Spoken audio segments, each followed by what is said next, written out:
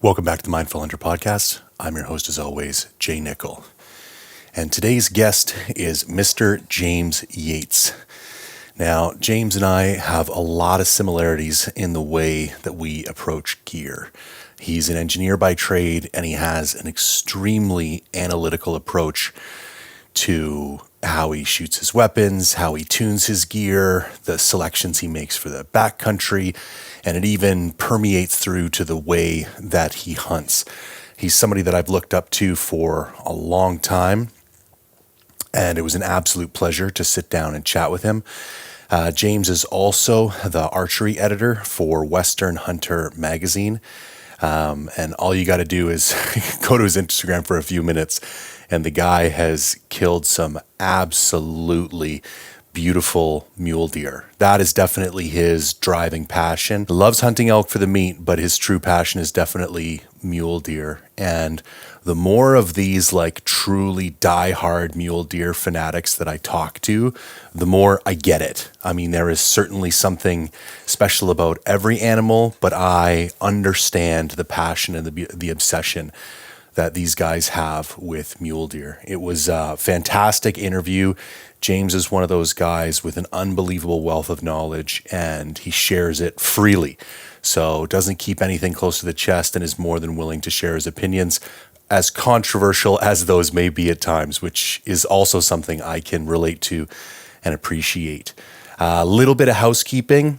Want to let everybody know I have a line on some cancellation black bear hunts in British Columbia. These are lodge-based hunts. You kind of day hunt, it's not like a remote backcountry thing. You're certainly in a remote location and you're close to the mountains, but it's kind of like combo ag land up in the hills. There's some river bottom stuff. It is a pretty remote section of BC, but you're not hiking 15 miles a day. It's not that type of hunt. It's a super fun hunt. I've been to this area lots before. I've taken multiple bears from this area. There's a great population of bears up there. You will see bears every single day. There was a 7-footer taken from this outfitter last year, multiple 6-footers, nice, big, solid bears. It's an excellent opportunity for an archery hunter. I've taken 3 archery bears up there, another 2 with my rifle.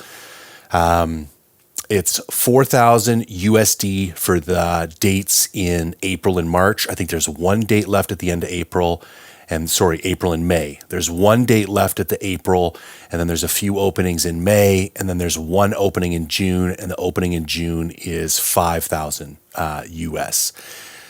Now, to be quite honest with you, there is the bigger boars do start coming out in June because of the ruts coming into full swing.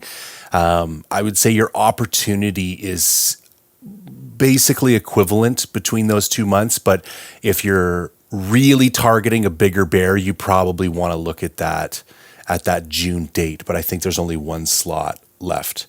Anyways, if you have any interest in that, get in touch with me. I can answer any questions you may have. Been up there tons, know the outfitter extremely well. Happy to put some people in touch. It's a great hunt, super fun. And as always, this podcast, along with everything else I do, is brought to you by Mindful Reviews, the online platform that I built from scratch to support unbiased, non-sponsored gear reviews. Fantastic forum, lots of great members. And if you want to support what I do, you want to see more honest gear reviews that aren't bought and paid for by the manufacturers, head on over, Mindful-Reviews. We would love to have you as a member.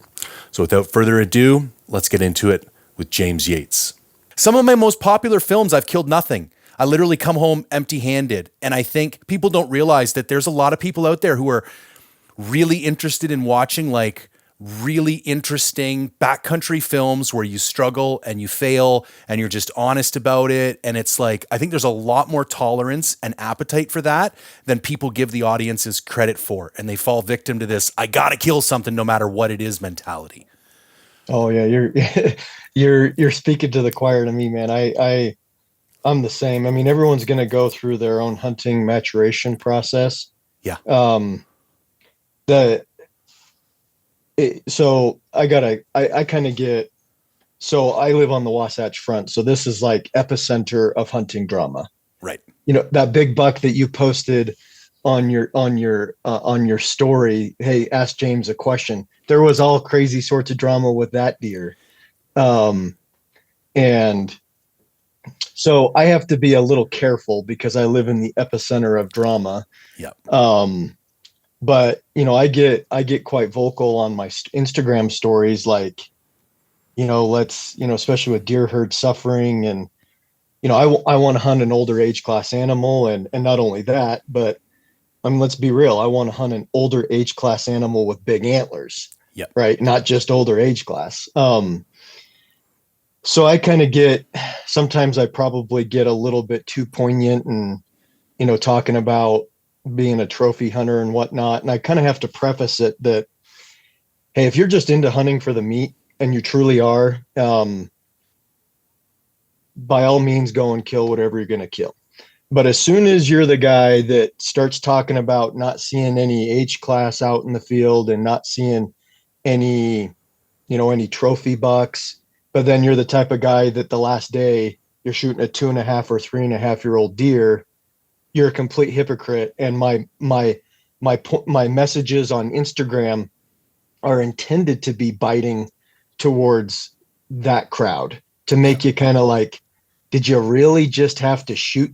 Did you really have to have a participation trophy? There's just this thing in the industry, and I'm not going to say victim because I think it's not a bad thing, but right now you get into the hunters who are really serious about hunting, like it's a very meaningful part of their life. Everyone's hunting multiple states, multiple species in multiple states. And then you compound that with the fact that in today's day and age, it's like, it just seems like it's all about filling tags. Yeah. Well, you got guys that are, and I'm not going to name names, but there are upper echelon guys that I used to respect the hell out of.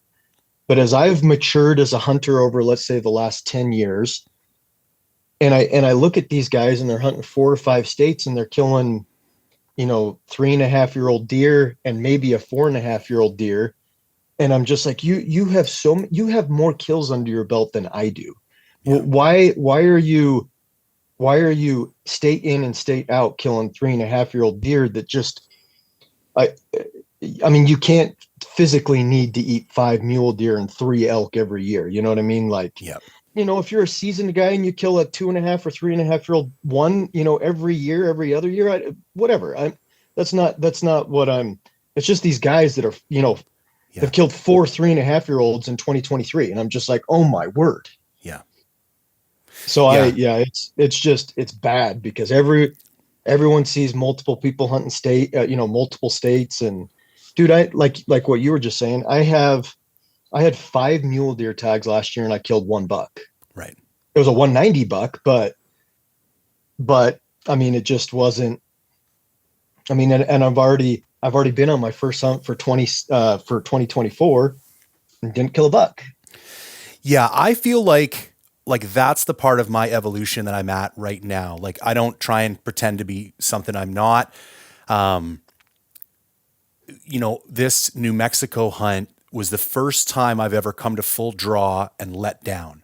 I've always said I'm going to hold out for something bigger, but I've never actually been in the position where I could have physically killed something younger. And I made the decision, like, pin is settled, all day we're sitting there and I could smoke this buck. And I'm like, no, that was exactly the thought through my head, was that, and if I'd have been in a meat situation, I mean, who cares? But that wasn't the situation. I went all the way to New Mexico. I had a draw tag and what I thought was a premium unit. I mean, lesson learned, not so premium. But, on a hunt like that where it could have, it did. I was driving out at sunset on the last day and saw a 160 type buck, which for that unit was one of the better bucks I'd seen. Like, I would have shot him all day, and I ran up the hill and made a play. And like, those are the things that aren't going to happen when you shoot those submature animals with 2 or 3 days left. And to me, that was a big win for me on that hunt, was that, because it used to be Not that I had to go out and kill everything. I've been very lucky in that I learned early on if I wanted to make content, if I wanted to make films, my specialty was going to be the fact that I have a lot of backcountry experience from being a forestry engineer for 15 years, and I can make these cool films about going to cool places and having these really rugged adventures. Maybe an animal dies sometimes, maybe it doesn't, but my niche is going to be the adventure of it, and that's kind of taken some of that pressure off of me, but I'm getting to that point in my skill development now where it's not just good enough to kill anything. It's like taking candy from a baby. It's like you want a worthy foe. Like I want to be at the point in my development where I want to find a battle worth having. And I like killing a kid is just like, that's what happened to me in Colorado, man. I'll be honest. I had all these like real near miss opportunities where I'd like get my rifle up as they would walk out. And I kind of came to this conclusion. The next time I see tines, clearly I'm just going to pull the trigger. And I pulled the trigger on like a 2.5-year-old type buck.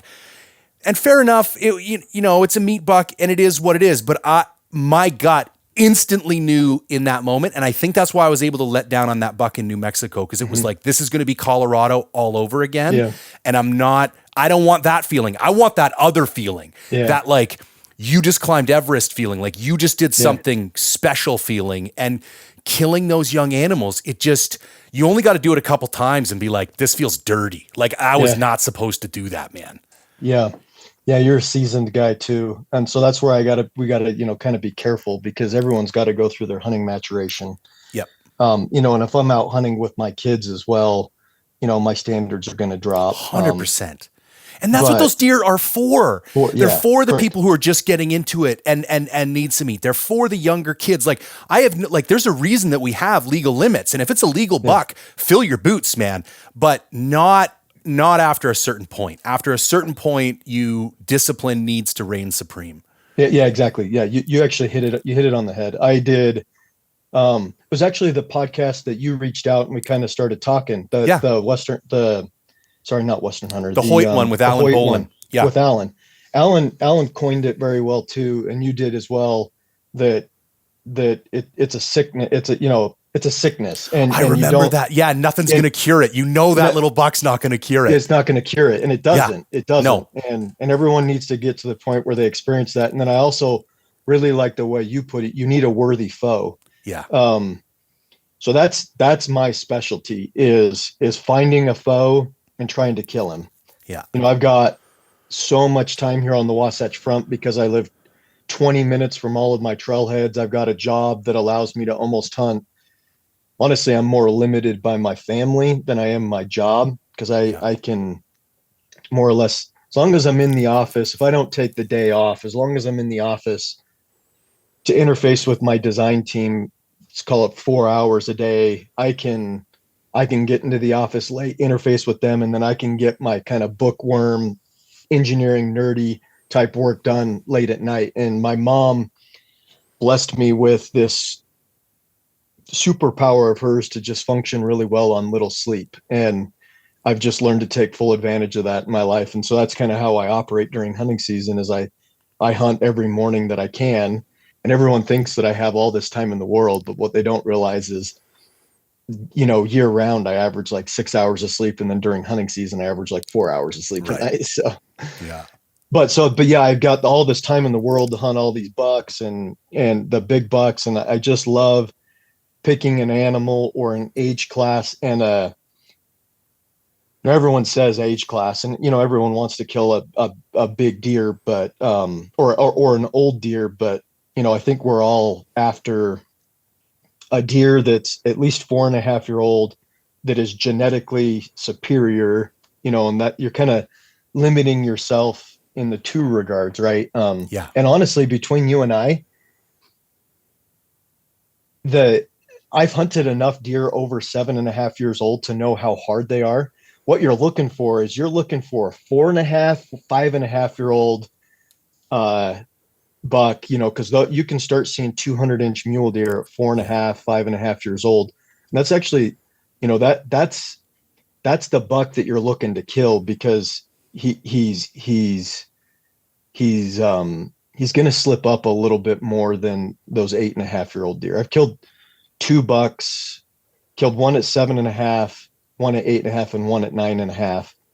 And man, they just, 7.5 and up, they just are next level precautious, mostly nocturnal. But anyway, kind of diverged, but I completely agree with you. You got to have that. You got to have the right foe. You got to have and I wish there was just a better way to get that mentality across in the industry that you don't need, God, you just don't need to fill a tag on every hunt. You No. don't. And And I if you want think to, people misunderstand the expectations of social media. Like, I think people are creating pressure where there is none. Because here's the other thing. So, other than forestry, my background is in behavioral insights, and there's this like peak end rule. People remember the peak of an experience and they remember the end of an experience. And I think people are thinking if they put up kills all the time, that they're going to build a following and that like people are going to remember them. And what they don't realize is nobody remembers any of those deer anyway.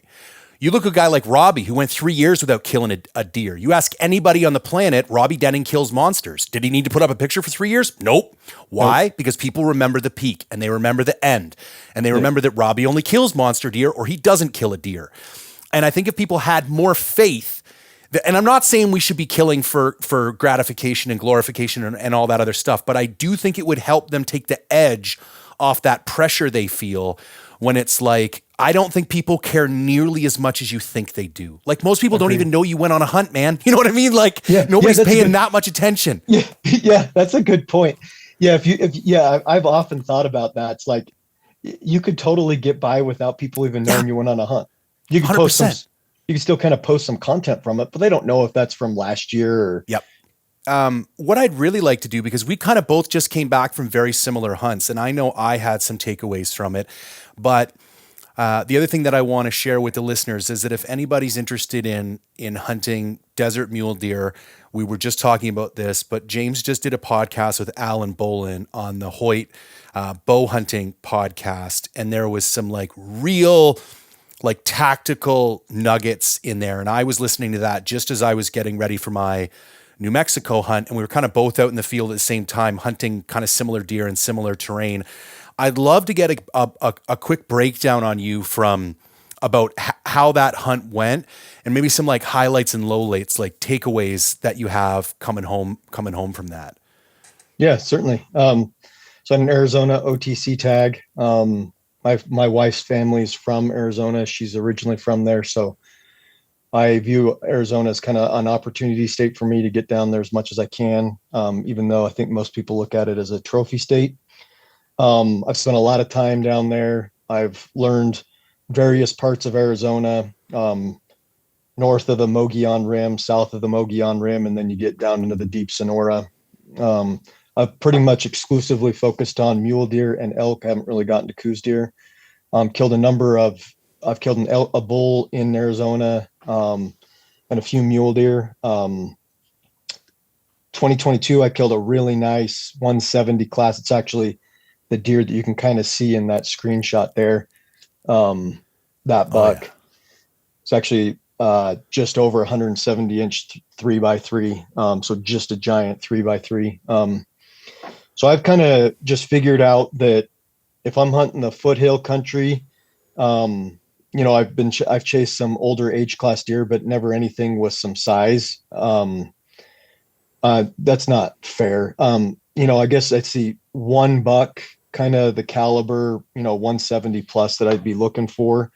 And maybe not even every year, maybe every other year down there. And then I kind of took a hiatus from that, and I came back, and now I've been hunting in the deep desert. So that's where I just came from, seeing far fewer deer than I do in the hill country. And this year was pretty different. They didn't have a big, there was no big monsoon this year. So the deer were actually way more concentrated than I have ever seen. Concentrated in areas that hold perennial water. Unfortunately, when the deer concentrate like that, a lot of deer get killed over water, typically young bucks. And with Arizona going to the quota hunts, I feared that the quotas were going to fill up fast, and they did. So kind of limited on units. And then the other big thing is Arizona is beautiful that there's a ton of public land and a ton of public land access, but there's also going along with that, there's a ton of roads. Right. So when the deer are really concentrated and there's road access, there can be a lot of kind of like the Wasatch Front. You can have a lot of hunter confrontation issues. And that kind of bit me in the butt on this hunt. Not that the other hunters were douchebags or anything, but you don't even know that other people.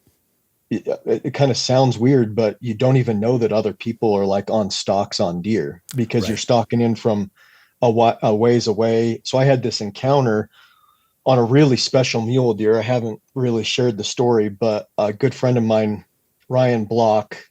Yeah, Uh, Ryan's a buddy. oh, you know Ryan? Yeah, yeah, he's been Yeah, on the podcast. Yeah, I like Ryan. yeah, He's a good guy. I actually knew that. Yeah, so Yeah. Ryan and I 2 years ago, the year that I killed this buck right there, Ryan also. That's actually Ryan's buck's cape. My cape. I Huh. didn't find my buck for about 18 hours, and it was really hot, and Okay. my cape slipped. Okay. Um, so that's actually Ryan's buck's cape. He was nice enough that he wasn't going to mount his buck. So anyway, that year we were hunting together, and Ryan and Kayla turned up a giant mule deer that we later found. They were hunting kind of one side of this range, and we were hunting kind of just on the other side where I killed this deer. So Ryan stalked that buck. It was getting to be the last day, so he killed the deer that he ended up killing. Anyway, it comes to light that that deer's kind of got a reputation. 200-inch mule deer, inlines, cheaters. His name was Big Louie. We didn't find the deer last year, but we found him this year, and he had Okay. regressed. He was still probably 31 inches wide. What age do you typically see deer start to regress? So that depends on where you're at. Okay. A lot of those desert mule deer may be stupid old. Like that buck may have been stupid old because if he's not, they're not going to die from a winter, right? Winter's going to be the thing that Right. takes most of your animals. So if he can evade predators, he can live for a long time, especially if he's got some perennial water, like some ag nearby or something that, he's got green feed and water year round. That deer could have been 10, 11 years old. I don't know. Crazy. The monster buck that you shared on your Instagram that I killed, he was 8.5, and he went from what we figured was 215 to damn near 240 um in from 7.5 to 8.5. So a lot of Wild. people would think that a mule deer would Yep. be regressing by then. So I don't think that it's nothing that switches in their body. It's the nutrition. They can't get the Okay. nutrition into themselves when their teeth start to decay. They can't masticate. Mule deer are not volume eaters like elk. Elk is a volume eater. So they graze on grass. Deer deer have for their body size smaller stomachs. So deer, the reason why they browse is because they have to look for the more nutrient dense foods. Okay. Um, so they're just not pumping in a lot of volume like elk. And if their teeth, I mean, for both deer and elk, if their teeth start to go, that's when their antler size is going to fade. But and that if they're not eating like the really woody stuff, and if they have basically anything that mule deer across the board will pretty much eat the plants that produce wildflowers. They'll eat the wildflowers and the leaves off of plants that produce wildflowers. Obviously, they'll eat fruit from fruit bearing cactus, but in the high country, they're oftentimes eating wildflowers. Um, they're eating little forbs off of um, kind of what we would think of as weeds. And then obviously your bitter brush, your sagebrush, your tassels on your oak brush. They'll eat the acorns. But I was thinking quake and aspen. Anyway, so that's when if they have access to better food sources, their teeth won't wear as fast, and I think Okay. um, those deer won't regress. Also, deer that don't have to survive like a really harsh winter. So deer that have access, deer in New Mexico, Colorado, certain areas in Colorado, southern Utah, Nevada, that can really get out of the winter, and they're not chewing on, just, they can actually get some green up maybe even during the winter. That goes a long way. Okay. So this deer, we found him. He was still 31 inches wide. He was a 6x6. He was busted. Probably the one side had a 28-inch, 29-inch main beam. Really special mule deer. We watched him for a day and a half before we made a move. Just trying to make, those sorts of deer you only generally get one, maybe two shots on, and just chances. I shouldn't say shots because people are going to confuse it that an arrow is in the air. But anyway, we hunted that deer. Got an opportunity on him, so we went down, and very first thing at first light, some hunters were coming in, weren't really minding the wind, and blew him out. So the rest of that day we played kind of catch up. Ryan did as best as he could to try to stay on the deer, and just communication issues and trying to figure out where the deer was. Anyway, we ended up getting on the deer a number of times, mostly uh Reed just glassing him up. So when I'm trying to stalk and catch up to him, so I don't have my spotting scope, so it was a lot of Yep. hand holding binos. But we got on him 3 times that day. No, I actually was on him 4 times inside 70 yards, drawn on him twice, and never released an arrow. Ugh. And pretty much 3 out of 4 of those times, there was another hunter in the vicinity that pretty much screwed it up. Again, Right. no fault to the other hunters. One of the other groups, we actually, I think in the beginning there was a bit of contention, but then like we both realized that um I had been on that deer all day, and it was actually a weird circumstance where he got bumped, and then he actually ran into another doe herd and bounced one of the bucks in that doe herd out. And a guy was actually stalking that other buck, and then falls into his lap, this giant. And I Oh, was in pursuit of that buck already. yeah. So he was actually in position. I didn't even know that this guy was in position until I got to about 80 yards. And I was like, oh, snap, there's another hunter about 80 yards from this deer. But so he thought that like I was just trying to like intercept the deer. Yeah. And I was, afterwards, he kind of came up kind of all, I won't say butthurt because he had a right to be, but I was like, dude, I've been on this deer since 7 a.m. Somebody blew him on me at 7 a.m. and I've been like dogging him this whole time. I didn't know that you were where you were at until I was like 80 yards Right. posted up from the deer. Anyway, ended up being cool. We ended up being some really good guys. They ended up in their group killing a pretty good 4 point later that trip. But anyway, so really concentrated, really led to a lot of hunter pressure issues. And there was one other buck, an even bigger buck. I mean, I don't. It's hard for me to throw out numbers, but type of type of deer that, I don't know, like a 190 type mule deer, Right. 4 point. And we found him a couple times. Ryan, I almost got Ryan in on that buck.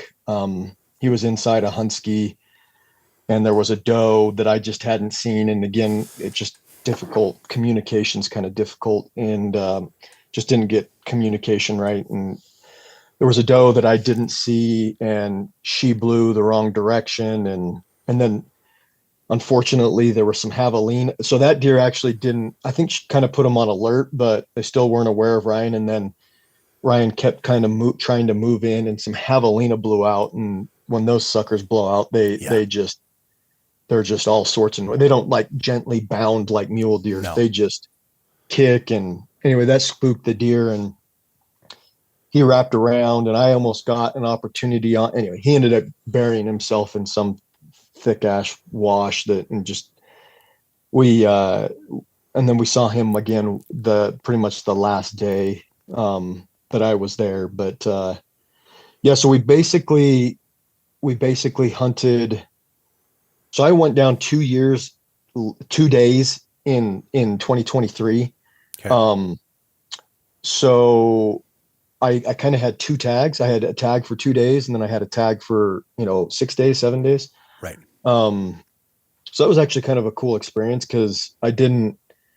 I definitely wanted to kill something that I would have been proud of and excited with. Always the type of guy that wants to. I've always said that I don't want to just kill to kill something, right? I want Yeah. to I want to kill something that motivates me, that excites me, that the type of deer that if I were to shoot at and wound, I would be willing to look for the rest of the hunt, right? Yeah. Um, a lot of guys shoot a 3 point and maybe wound it, and they're like, oh well, they look for a day and like, oh, it was just a 3 point. That's the kind of mentality I want to avoid. Yeah. Anyway, so I actually stalked one other deer. Horrible, horrible genetics, really big frame though. Um, the last day of 2023. And that was really fun. I got in really tight on that buck and was waiting him out. And I used that, one of those tactics that we talked about with Alan Bolin on that podcast, where you kind of cheat the wind. Yep. Because there was no shot at him in the bed, and those deer always get up and feed in the prevailing wind. And I the buck was bedded in the sun, so I was like, there is no way he is going to stay bedded. So I was like, I'm going to get in 90 degrees to the wind. He's going to get up. The wind's not going to swirl. But wouldn't you know, that buck stayed bedded in the sun for like 3.5 hours, and eventually, after 3.5 hours of being, cheating the wind at 90 degrees, it eventually swirled bad enough that he caught wind of me. Yeah. Yeah. So I've been having a thought lately because I got an opportunity to hunt more deer, whitetail and mule deer during the rut this year than I typically do. And I'm actually coming up with a bit of a theory that, and I'd be interested in your feedback. I almost feel like it's harder to hunt archery deer in general during the rut. I think there's an illusion that it's easier because we see them more often, but their lack of pattern ability and their like just the randomness of their movements actually makes it tougher to get in there and get a shot opportunity. I'd be interested in your thoughts on that. that is 100% right. It's not a cakewalk. So, um, obviously, I'm after a certain type of mule. I'm after a certain type of mule deer. Yeah. I often don't find those type of deer on OTC hunts, and I've worked my butt off to find those type of deer and where I can hunt them on OTC tags. So the fact that, if I have this strong belief that if you can find them, you can kill them. Right. I actually think that some bow hunts, like particularly in August and the rut, are easier than rifle October hunts in like general Idaho. Yep. I've killed some really nice mule deer um, in multiple states, but I have yet to kill I've never killed a 180 type mule deer on a center fire rifle general October rifle hunt. And those kick my butt because I feel like the big bucks that are killed there, they could just go to anyone, just Right. luck of the draw, right? But to strategically go out there and kill a 180 type deer, that's the one I can't do. But to your point, it's very difficult in November, and you get so many close opportunities, and you're just like, man, I was, you know, I was 99.9% there, but then but honestly, you really weren't. Like, Yeah. that like I drew on that deer, this big deer that I just told the story about. I was inside 70 yards 4 times, and I drew on him twice and didn't release an arrow. The big buck that you showed on your Instagram that I killed, I drew on him 5 times that November. Drew on him, not even being in position or and shooting. I drew on him. So I was waiting for a doe to clear. I was waiting for him to clear a brush, or like, you think that you're 99.9% there, but it took me 5 opportunities with 99.9% there to actually get an opportunity. And that's where in that Alan Bolin podcast, I was talking about, you know, getting in with the wind to your face, like you're completely with the wind to your face and you don't have a shot in his bed. You're not going to kill that deer. He's going to be the last one to get up out of his bed. The does are going to get up first, and they're going to feed off into the prevailing wind, and then he's going to be like, "Oh shit!" And and then he's going to get up like a bat out of hell. Well, not bat out of hell, but he's going to get up and move off quickly, and you're not going to get a shot. So, although in this particular circumstance, I didn't realize that he was going to stay bedded for 3.5 hours, it was still a better opportunity for me to be 90 degrees to the wind, cheating the wind, because if they get up and feed into the prevailing wind, I have a much better chance of a shot than if I'm looking at his, if he gets up and feed into the prevailing wind. At that point, I'm only looking at his ass. Yeah. And the distance just, augments that much further because he's walking straight away. So yeah, you kind of need to position yourself in the opportunity. You have to like position yourself for rut hunt thinking, right? Rutting areas, you're typically not so mountainous, so you're more dealing with prevailing winds than thermals. I mean, thermals still come into a play because there's little rollers, but it's far more dictated by prevailing patterns, are far more dictated by prevailing winds than thermals. Yeah. Yeah, I found that big time in New Mexico in the situation you're describing. The best shot I had all hunt, we find a decent buck for that type of unit. He had 11 does with him, and it's this like big roller country with these like kind of deep cuts. And I'm able to like basically through a couple stock attempts, we're on opposite sides of a cut, and I think he's down in the cut, and I come up over the top, and it's howling like 40 to 50. Like, that's the other thing. Like, I'm not taking a 60 or 70 yard poke. Like, I'm thinking like ethically, I need to be sub 40 if I'm going to be holding like it's crazy windy. And I get to 105, and your spot and dog technique starts coming into my mind at this point when I'm sitting there, because the wind is so strong, but at least it's reliable. And it's also noisy. So I can like do little shifting things that there's no way you'd get away with at 105 under normal conditions. And I probably sat at 105 with him and his does for a good 25 minutes, to the point where I'm thinking, and they're just feeding on this opposing hillside. But the problem is, because we're on opposing hillsides, as soon as I crest this thing, I'm going to stick out like a sore thumb. Like they're going to look. Yeah. And I thought about trying to go around, but I can't come up the backside of their hill because then it's going to blow my wind right into them. And there was basically 3 or 4 different things these deer could have done that maybe I would have been able to make a play on.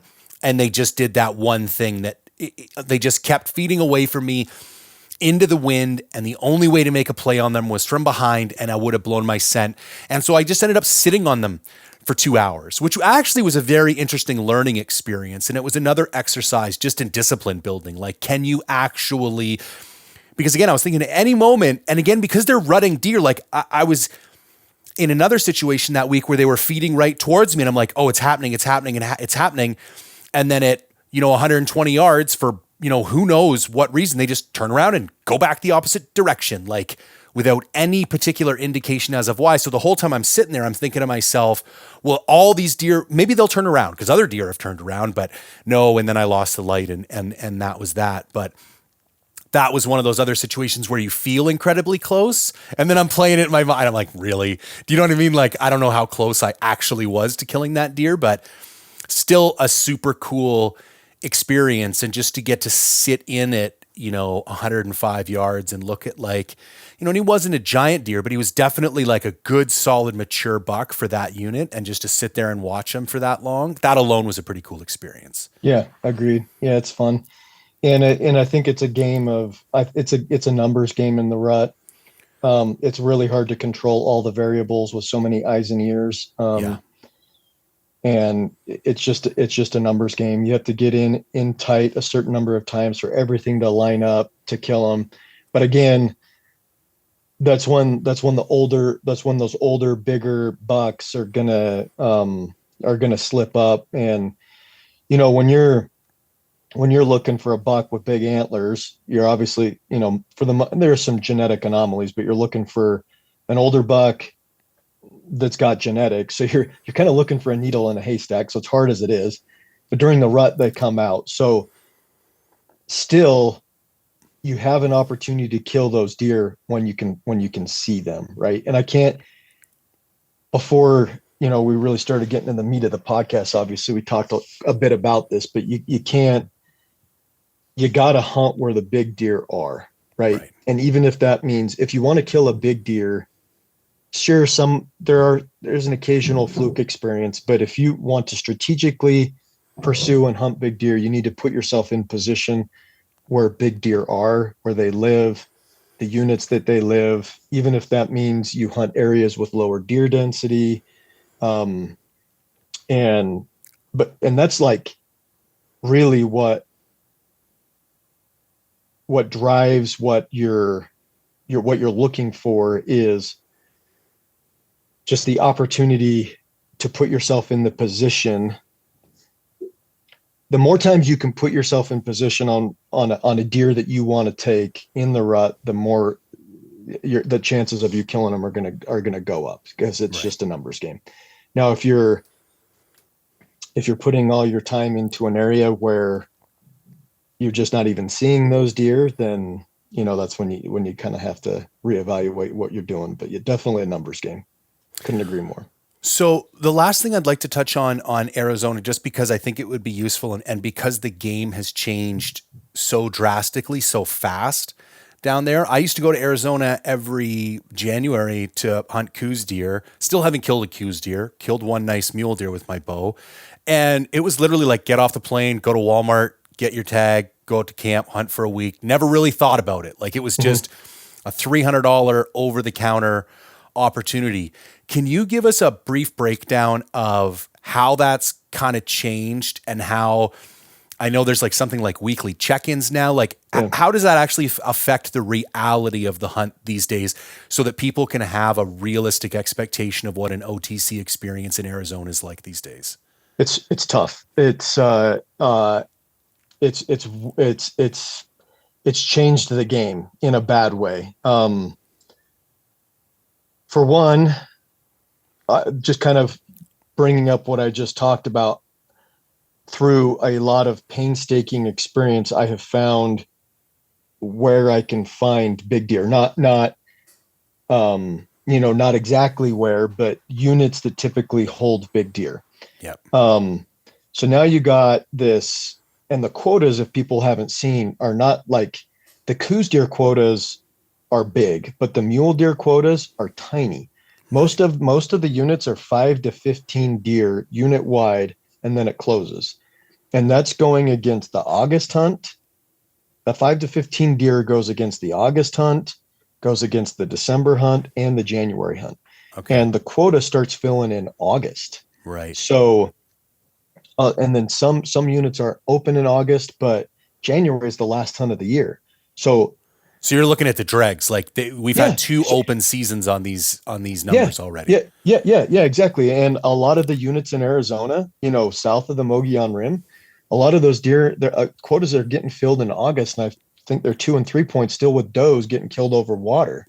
The unit that I want to hunt has never been even in the last 2 years hasn't even been open in December. Like Right. I went on a rifle mule deer hunt in 2020, and I was chasing legitimately a couple of 190 bucks. I didn't end up filling any that tag, but I saw so many does, and I knew that the unit had genetics, and I'd seen trail camera pictures, and I'd seen um, from previous years of this buck, and I'd seen some video. Again, I've got family that lives down there, and didn't end up filming the tag, but I was just like, oh man, I can't wait to come down here on the bow hunt. And that unit's been filled up, and it fills up in August every year. And Right. so then figure out new units, and then you go down. So the further south you go, the later the rut is, for the most part. You basically think of it as three parts of Arizona. You got north of the Colorado River, which rut in November. And then you got south of the Colorado River down to like the Mogollon Rim, and just past the Mogollon Rim to like call it the Phoenix foothill type country. That stuff is going to rut right around Christmas time. Okay. I've seen bucks breeding does the day after Christmas in that area. And then you get down into the flats, and it's more like mid-January. Um, but then you've got this competing thing where you want to get down there earlier because you have an idea of the unit that you want to hunt, and heaven forbid you don't want to change units, Yeah. right? So you do this call-in thing Wednesday. So you either hunt from Wednesday to Wednesday, which for, for the working guy isn't very conducive to No. maximize time, right? I want to use 2 weekends on my hunts, take 40 hours Yep. off work and utilize 2 weekends, and I can get like a 10-day hunt, right? Yep. Yep. So the Wednesday to Wednesday thing's not very conducive to that. So you've got this mental thing, and where you got to decide if you want to risk your unit closing, but you want to hunt better rut dates, you go later in January. Yep. But if you have an idea of the unit that you want to hunt, you got to go earlier in January. And then, like I said, the one unit that I really want to hunt I'm probably never going to hunt it unless it goes to a draw for a bow hunt. But so that's made it really difficult. And then I think it's a recipe for killing young deer, because people start feeling that pressure even more, that we were kind of talking offline about, not only the social media pressure, but then the guys that, even if they're not on social media, just want to fill their tag for meat or whatever, they start feeling that pressure a little bit more. So the hunts, you really can't look at them as being all that long anymore. And that's a bad thing. Big bad thing for a non-resident coming down. So that's nice 3-point that I killed in mid-January, and he was full cell rut. I didn't have near the rutting experience hunting the first part of January this year. And but it's just the unit that I ended up, a couple of the units that I ended up hunting ended up staying open a decent amount of time this year. Yeah, so, but you never know, right? Like you never know that. Could have closed that first week. Yeah, I was pretty south New Mexico, like border at Texas, and I feel like I went down from the 4th to the 15th, and I felt like the last 2-3 days it was really starting to get good. Like I would have loved another 6 or 7 days. Like I felt like now we're talking. Like now we're, it was like you'd see the odd bit of ruddy behavior, but like not. Unit wide. And then those last 3 days, it was like, oh yeah, I'm watching does like bucks run does over hills, and like, it's game on. So this deer that I killed right there, that was the same experience, January 14th. Yeah. And then this year, I felt like I've got like those bucks weren't even, I mean, for heaven's sakes, that one shitty genetic buck that I was talking about on the last day of 2023, he wasn't even with those. I mean, I didn't see a doe within a half a mile of him that morning. And I remember you saying on the Bolin podcast, that's kind of like your least ideal situation. To realistically get a shot opportunity is a solo buck. Well, no, actually, solo bucks are good. Okay. The worst. So solo is actually probably the best. Okay. The reason, and maybe if I misconstrued that on the Bolin podcast, clear it up here. The worst is a buck with does that isn't ruddy. Okay. That's the worst, because when they're in the rut, you got to bank on some chaos to get them killed using that spot and dog tactic. Yep. But one-on-one with a buck, I may have mentioned, if it's pre-rut and a buck is moving a ton, you probably see, this is what, to give more context, what you had actually said is seeing that solo buck kind of way out there, like that 1,500 yarder plus, and he's just cruising. You kind of may make mental note of that, but it's like, I'm not going to sink a whole lot of energy into that buck because I'm not going to catch up to him. He's not going to bed anytime soon. He's like crushing miles. Yep. Exactly. So if you find a bedded solo buck, game on. Okay. Game on. That's the best. A cruising buck pre-rut that's 2 miles away. Yeah. No, unless you can bed him up, and that's what you're trying to do. You just got to bed him up. If you can't bed him up, and oftentimes you can't when they're that far away, you're that's just impossible. Yeah. And then it's also really hard if they're with does, but they aren't ready, because you got all those eyes and ears and no chaos. Right. So you're banking on the chaos using that spot and dog tactic to help you get them killed. So it's not the cakewalk. I mean, that hunt's never been a cakewalk. It's a hard hunt. There were days that we didn't see a buck.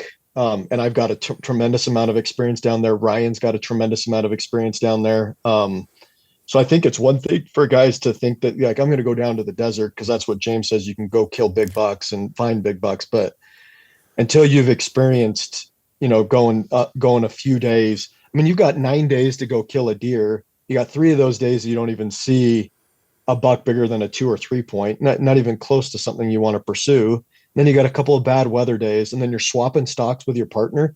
Leaves you like 2 days, 2 stocks.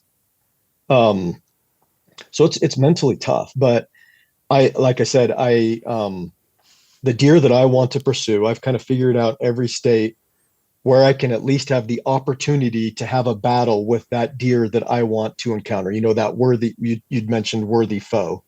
And, some years you find that worthy foe early on in your hunt. You got 8 days to make it happen. And sometimes conditions suck and you get 2 opportunities. So, I mean, literally I was down there for 10 days, 10 days in Arizona, and I went on 2 stalks, Right. drew my bow. Well, the second stock was kind of like an 3/4 day, half day dog in the herd type deal. But yeah, that's what it is. It's definitely not an easy hunt, but the potential's great. You made an insight there that I want to draw some attention to because I heard it echoed in Robbie Denning's book, and it's kind of counterintuitive to what I think most people are chasing premium tags, thinking premium tag means premium unit, means old, big deer.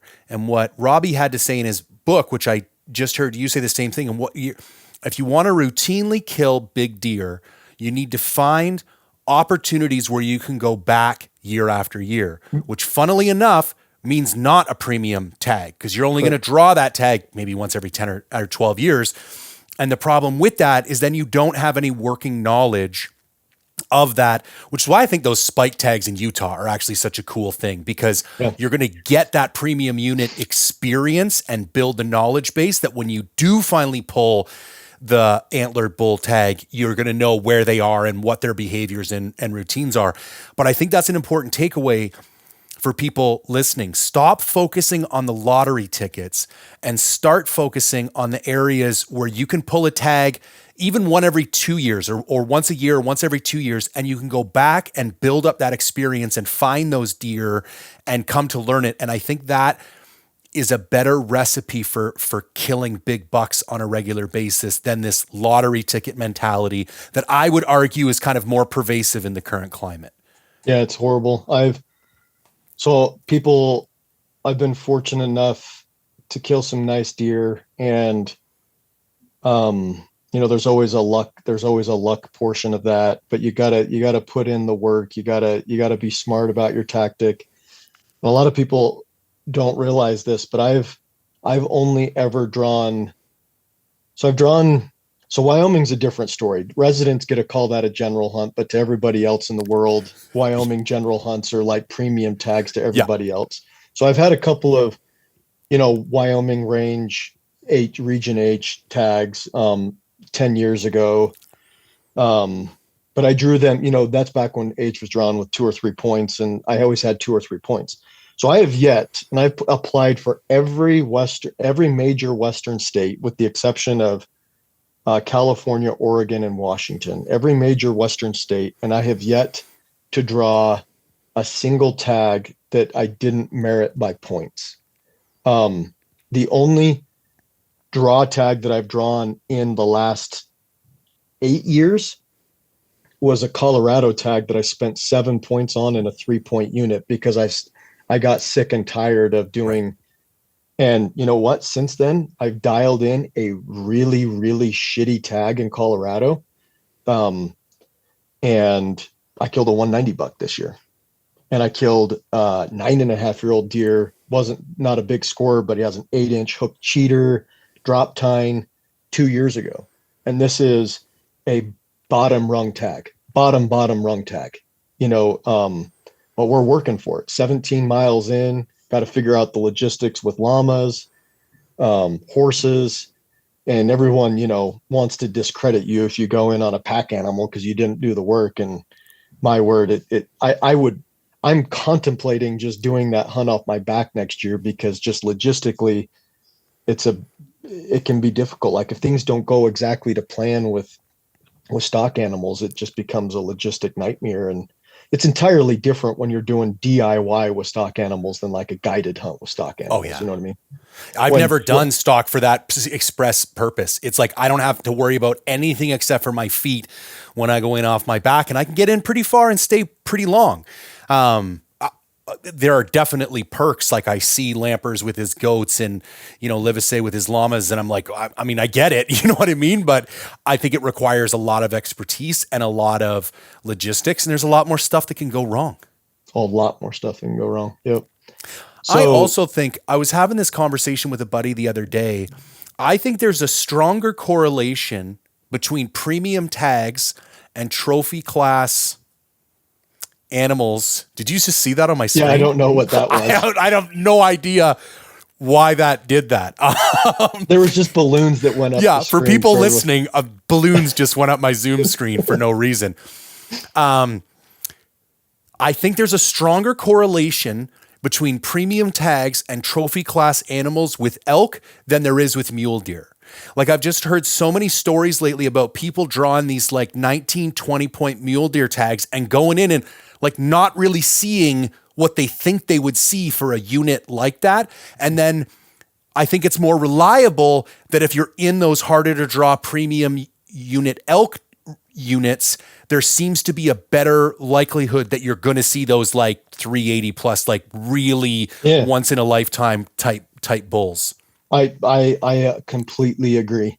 I don't even know what to do with limited entry deer points in Utah. I just want to hunt and I don't mind saying this because you want to come hunt the front, then come hunt with 30,000 other people. Be my guest. Go ahead.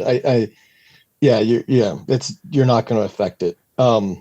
So it kind of shocks people that I talk openly about that, but I do not talk about Idaho. I don't talk about Colorado, Arizona specific. Like no units are getting shared there, but the front. But yeah, I mean, like I can scout 30, 40 days every summer. I can spend 40 days, not full days, but 40 good, at least good solid morning hunts.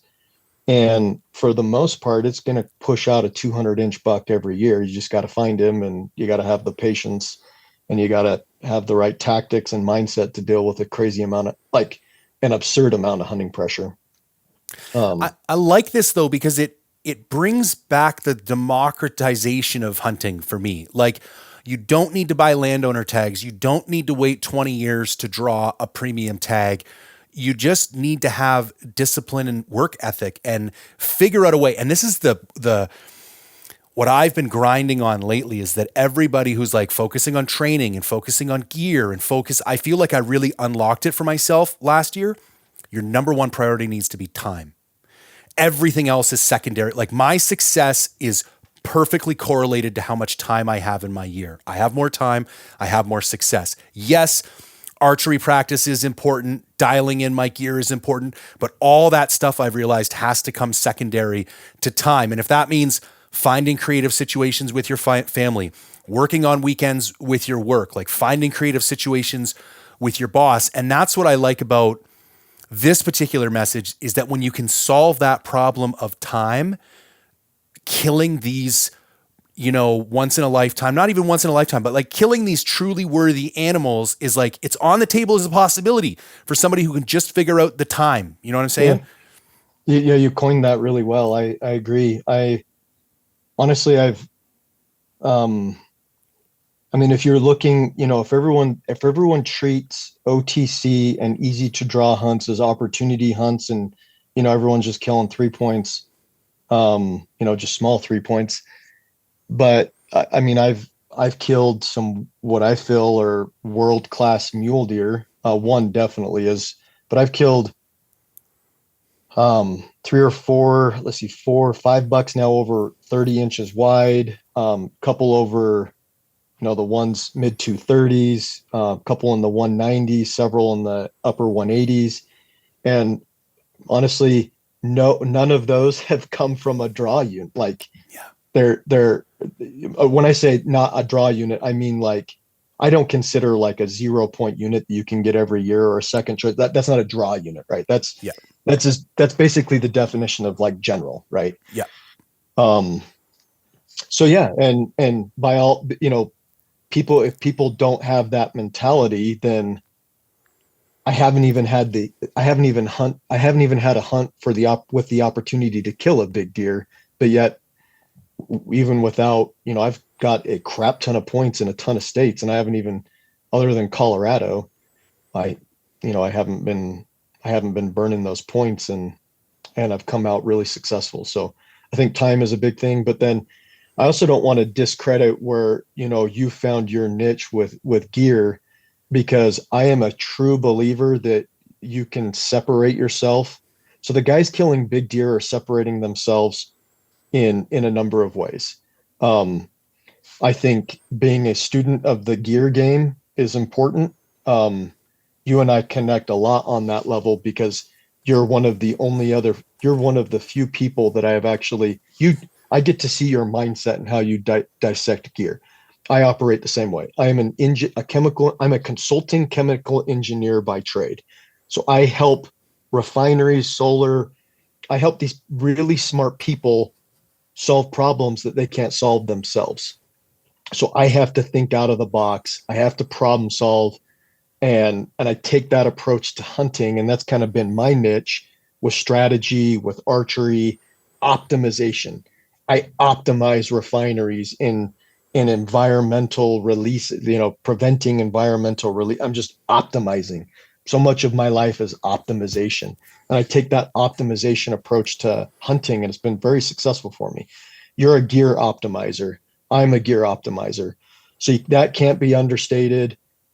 Unit optimization. I'm pulling out all these geeky terms, but that's kind of what we've been talking about. Yep. Do I feel like I have a better chance of killing a one? So 180 is my number, right? Like Yep. I love a 180 mule deer is a big deer.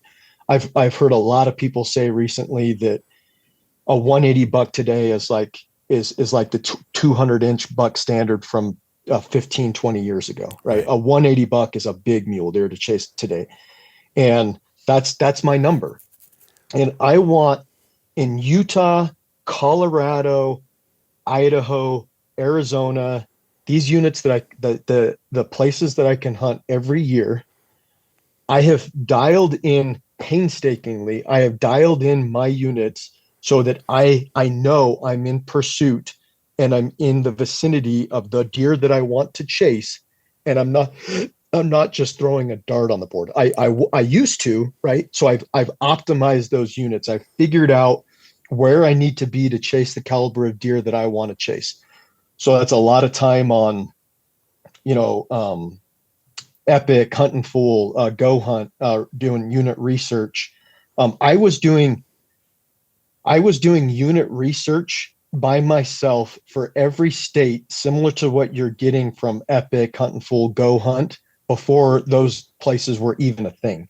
It would Right. take me days, weekends, hours to figure out, do that unit optimization.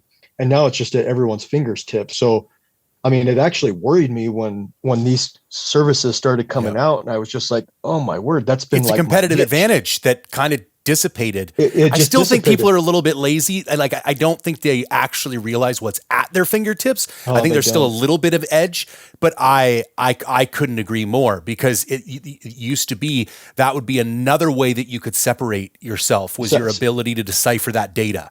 separation. So gear, unit optimization, physical fitness, especially as you're starting to get in. So a lot of 20-year-old guys don't, 20 mid 20s, late 20s, they don't have a lot of time. Yeah. They got, that probably got young families, young wives, they got jobs, they don't have a lot of PTO.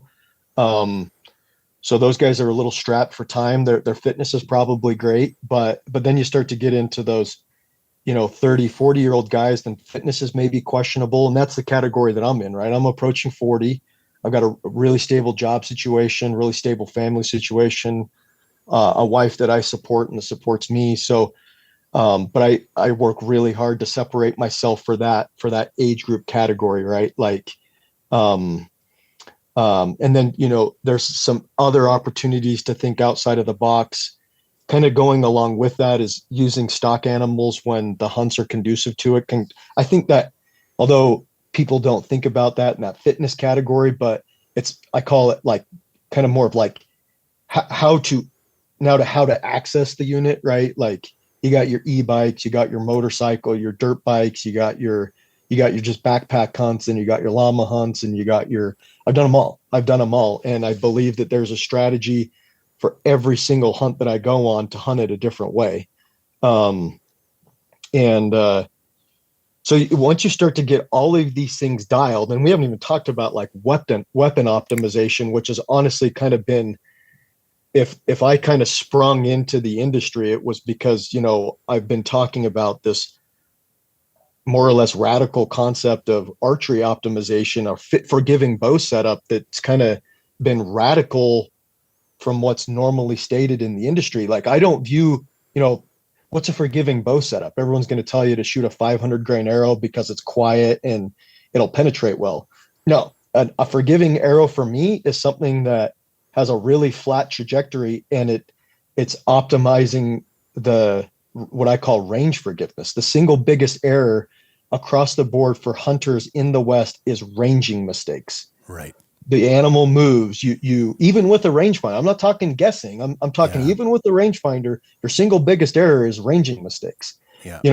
I believe that, there's a lot of guys shooting their bow enough that they're really good shots, but then they're still missing, and it's ranging mistakes. Yeah. And so the flatter your trajectory, to me, that's what spells a really forgiving bow setup. Isn't this, Quintus? And I was teaching this stuff like 5 years ago, and it was really odd for somebody to say that 5 years ago, but to like really sink in. I have a bow that is shooting. I have a Hoyt. The new line of Hoyts are incredibly efficient, and I can shoot at 82 pounds. I can shoot, my Alpha X right now is shooting a 420 grain arrow at 319 feet per second. At 80 yards, I can be plus or minus 3.5 yards off on my range and still be in the kill zone on a mule deer. Right. So at 80 yards, if It's almost 76 to 84. correct. Yeah. And so, do you know how amazingly forgiving that is? I can't even. And that's at 80. Imagine what it is at 40. Oh yeah, dude. It's like, yeah. You just put a pin on them at 40, Yeah. and Yeah. yeah. All those, everyone talking about, oh, I just shot barely over his back, or I just shot barely under him. Well, guess what? You probably would have killed that animal if you would have done some weapon optimization. Right. If you would have went to I saw a post the other day that, and it was kind-hearted. It wasn't meant to be anything. A guy had posted that he'd killed a bull with a 350 grain arrow out of a 60-pound bow, and I was like, yeah, I agree. You don't need a sledgehammer to kill a bull, but let's not. You have to have perfect shot placement with that arrow.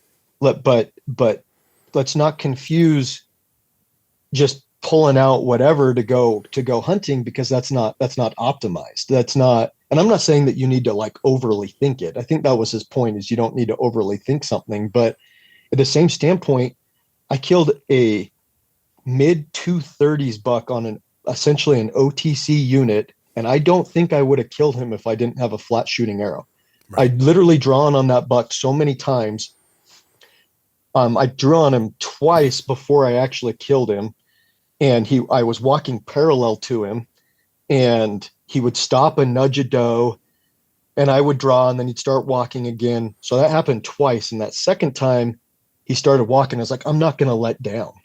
I was like, we're more or less walking parallel, because I was down in some really soft snow walking under this pine canopy. So it was you had mentioned, maybe we weren't recording at the time, but you had said, if you kill that 140 buck 2 or 3 days before the last day, you had an opportunity on a legit 160 nice buck the last day. You wouldn't have had that opportunity. Yes. Well, I killed this 230 buck the last 15 minutes of legal shooting light on November 30th of like let's see, like a 90-day season, 100-day season. So, and I chased him for multiple years. Now I wasn't on him hardcore for multiple years for either not finding him or family reasons. But anyway, but yeah, to your point, yeah, I get sidetracked. But so I'm paralleling this deer, and that last take I was like, I'm not going to let down again. Even if that buck gets out 2 or 3 yards beyond where I've ranged him with my arrow, I'm still golden. And pretty much the instant he stopped, I was ready. I was already at full draw. I was kind of just tracking him with my bow and sidestepping, released an arrow, and I ended up hitting like 4 inches lower than I wanted. So I was hanging. It was uphill, so being low was obviously a good thing. But I basically heart punched him and he dropped immediately. Yeah. Literally just dropped immediately, and that was because of this range forgiveness. Right. This flat shooting arrow.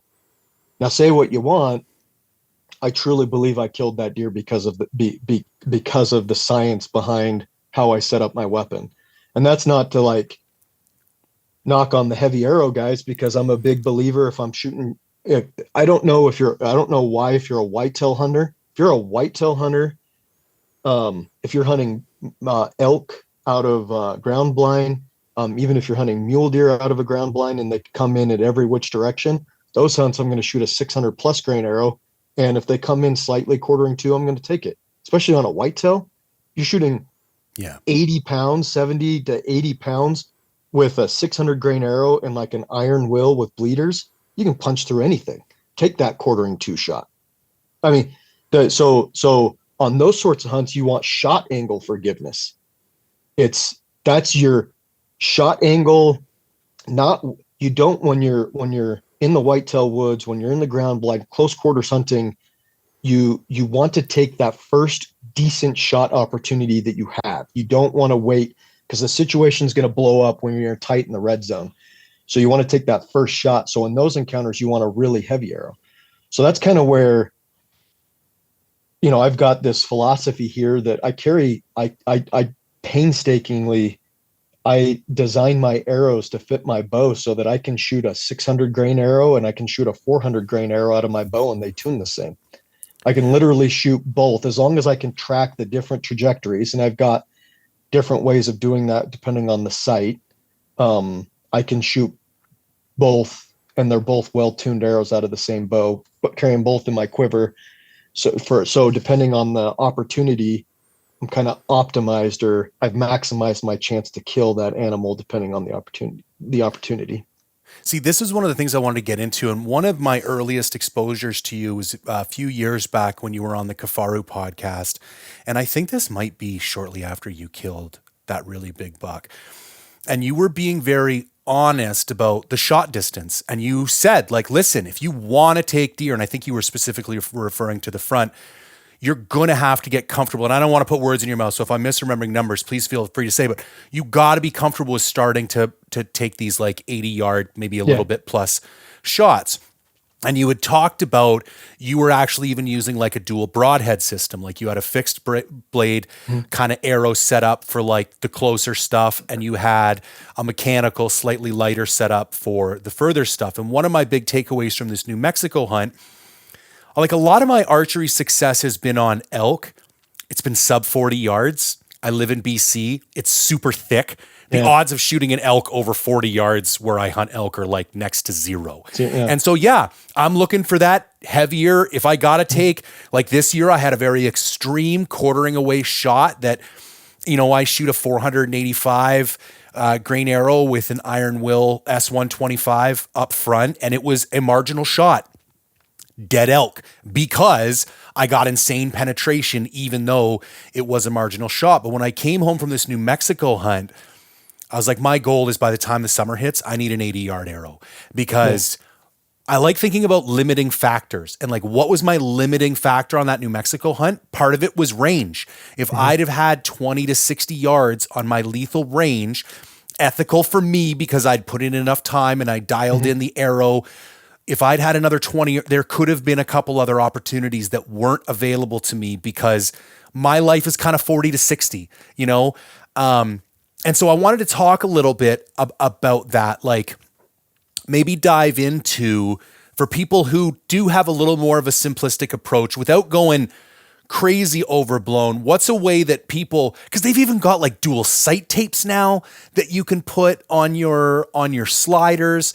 Like, what's a good way for people to think about this if they do want like a dual arrow setup or a dual broadhead setup, or just recognizing that maybe having, it's like a lot of these gun guys aren't just shooting one bullet out of one gun. You know what I mean? So Yep. I think it is a very antiquated approach that we're just going to have one arrow to kind of kill everything. Yeah. And that's not optimized. I don't know if I said this in the Cavaro podcast, but the whole mentality of a well-rounded arrow, it's good at everything. It's not good at everything. It's good at nothing. Right. It excels at nothing. So first and foremost, you got to pick the hunt. I am a trophy mule deer hunter and an opportunity elk hunter. Right. We eat our mule deer, but that's jerky, ground stuff. We eat steak. My wife, we prepare my kids. We eat elk steaks twice a week. Elk steaks, like medium rare elk steaks. Elk steak is our table fare. So that's just kind of me. It's very important for me to kill a bull every year. And this last year I didn't kill a bull, and I'm kind of feeling it. It's the first year in 6 years I didn't kill a 6-point bull. But for me, how I'm setting up my setup, I am a passionate big mule deer guy. It's just that foe. It's the places they take you to.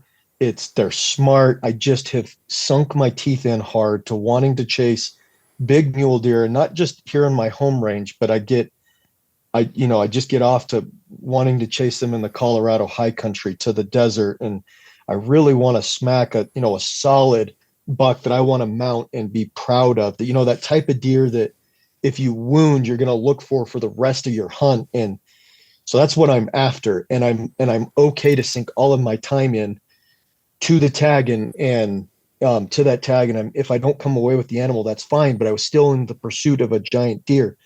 So I dial in my archery setup for that, right? So my main arrow, and in the West, mule deer hunting, big deer, they're KG. I'm doing it on OTC tags.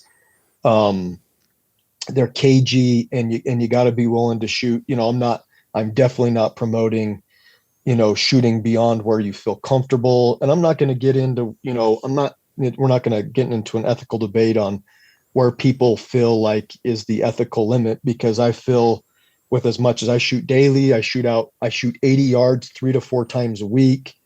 I know that I am better at 80 yards, and I'm not trying to be arrogant here, but I am better at 80 yards than 90% of the population at 50 yards.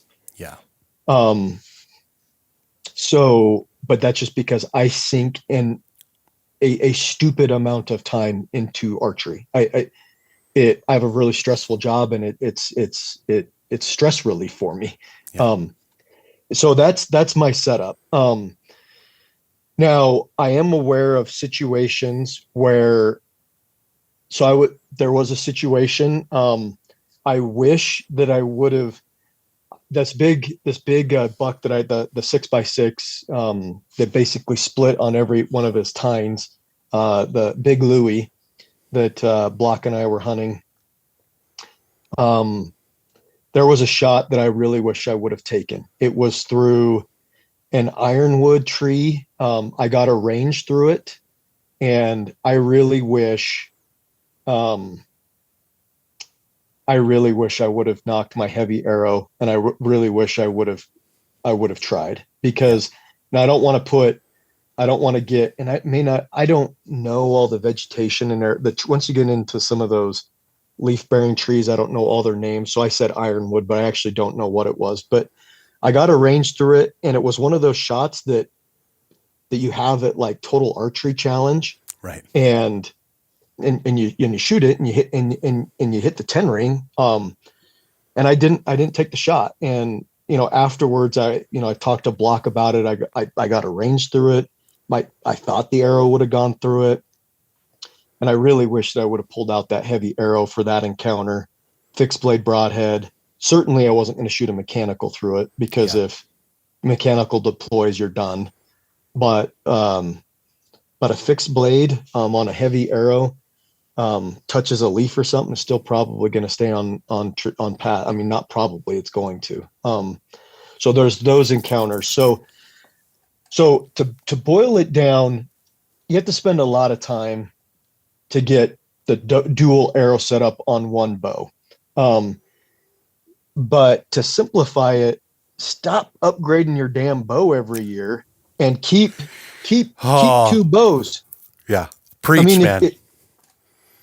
I upgrade my bow every probably too much, but archery is my life, right? Yeah. And I just want to sink all my time in. I You're don't also really in the watch industry. You're an editor for Western Hunter. Like there yeah, is a bit of, because I do, like, I'm glad we're talking about optimization, but I do also push back a little bit.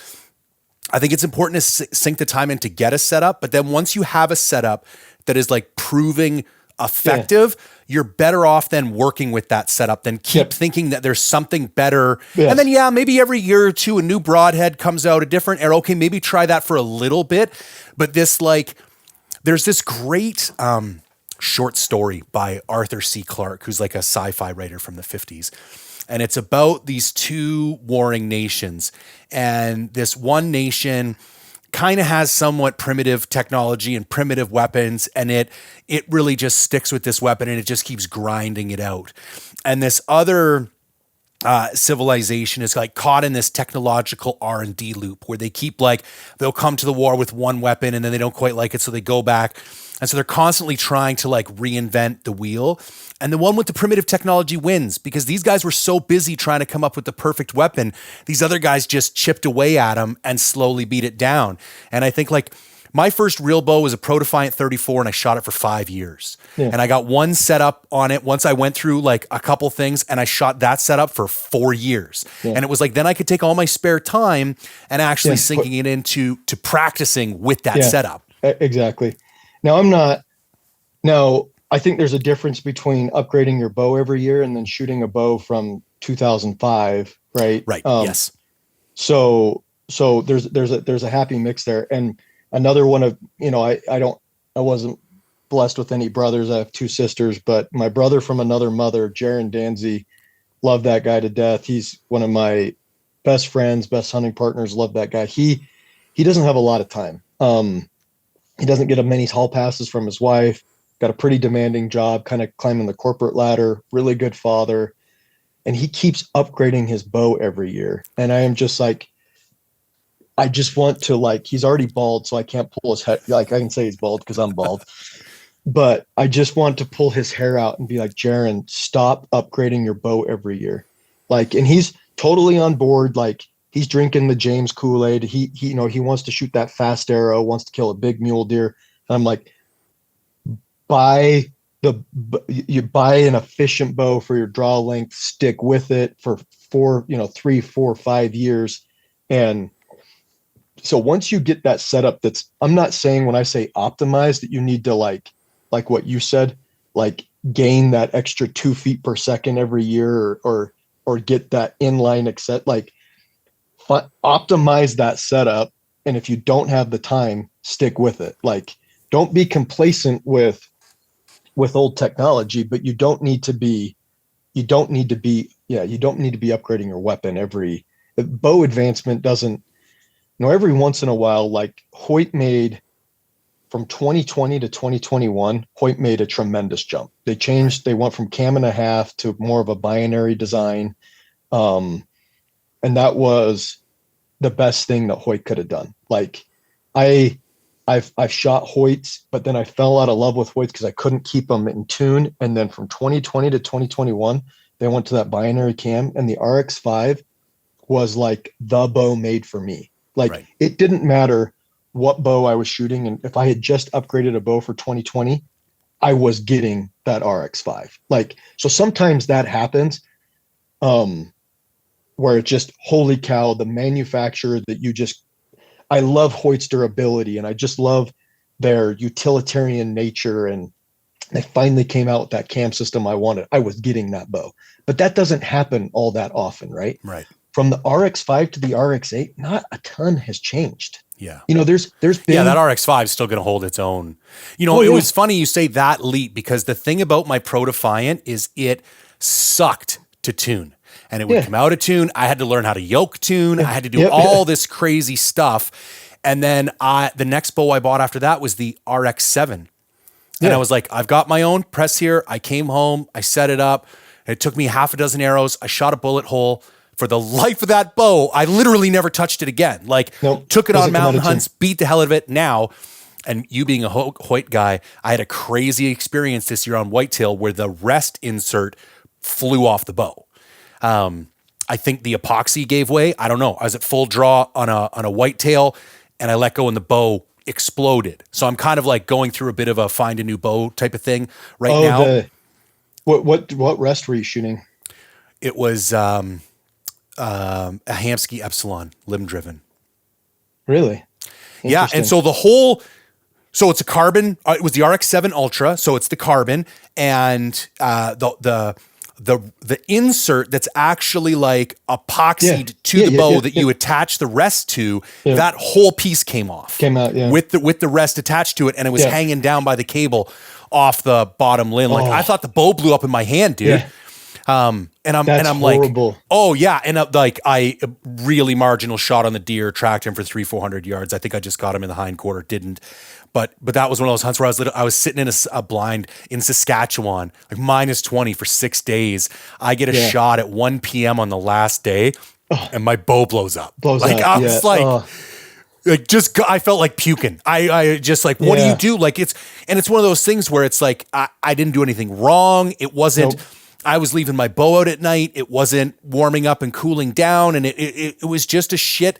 And I talked with Hoyt, and they sent me a new riser. They made everything right. But, except for that tunability of the RX7 and the reliability of it was just like night and day from the Pro Defiant. Like, it Yeah. was, I was like, oh my God. Like, I just thought that's what compound bows are, just these things you always got to fiddle with. Yeah. And then you go to bow like that and you set it up and it's a tank. And just set it and forget it. Yeah, Yep. man, I'm sorry about that. But yeah, there are epoxied pieces on the carbon bow. Obviously, with an aluminum bow, that couldn't have happened. Yeah. It's Um, kind of made me second guess. I also think with the newer, I'd be interested in I kind of see the benefits of carbon dissipating. I don't see the big dramatic differences in weight. I don't see big dramatic differences in speed. They're a lot more expensive, and the new aluminum bows are really nice, man. And you're kind of like, if we want to talk about minimizing variables that can go wrong, Yeah. there's definitely fewer variables with an aluminum riser bow than a carbon bow. yeah, correct, agreed. Honestly, the main reason why I shoot carbon is because of the late season hunts that I Yeah. do in Utah and Idaho. Yeah, So that's a significant benefit for sure. I mean, that in my opinion, that is it. That's the reason why you shoot. I mean, I design heat exchangers, right? Like, Yeah. what do you put on a heat exchanger to transfer heat? Aluminum fins. So, I mean, aluminum is a super heat conductor. Yeah. And you're carrying that around in the mountains when it's 0 degrees. I'm not talking like a super static situation. I know hunters in Canada and in the Midwest and the Northwest, they probably deal with colder temperatures, but there aren't very many hunts. Maybe some of your late season, maybe if you're doing an archery mountain goat hunt, but I mean, literally being at 10,000 feet and it's 0 degrees and 25-mile-an-hour winds, and you can't pack. I mean, that's hunting the front in November, right? Right. You can't pack all the layers that you want. So Yep.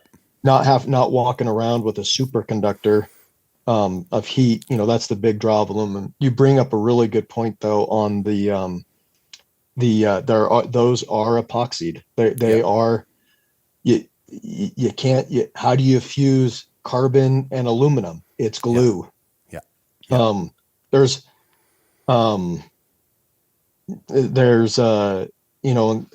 some of the other aluminum attachments to the bow.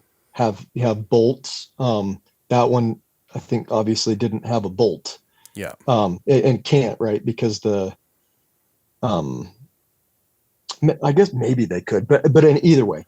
Um but yeah, so um I agree with you. So on those sorts of situations, like when when you see the bow come out that and you got to be into archery. So a lot of people, probably weren't aware that Hoyt made a monumental change from 2020 to 2021. It was Right. huge.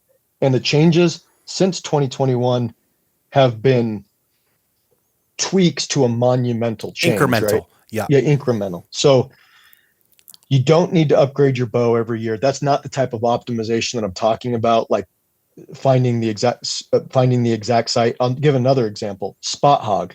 Spot hog Spot hog is about to make a monumental change. Spot hog is coming out with a new site that they've already released called the Booney site.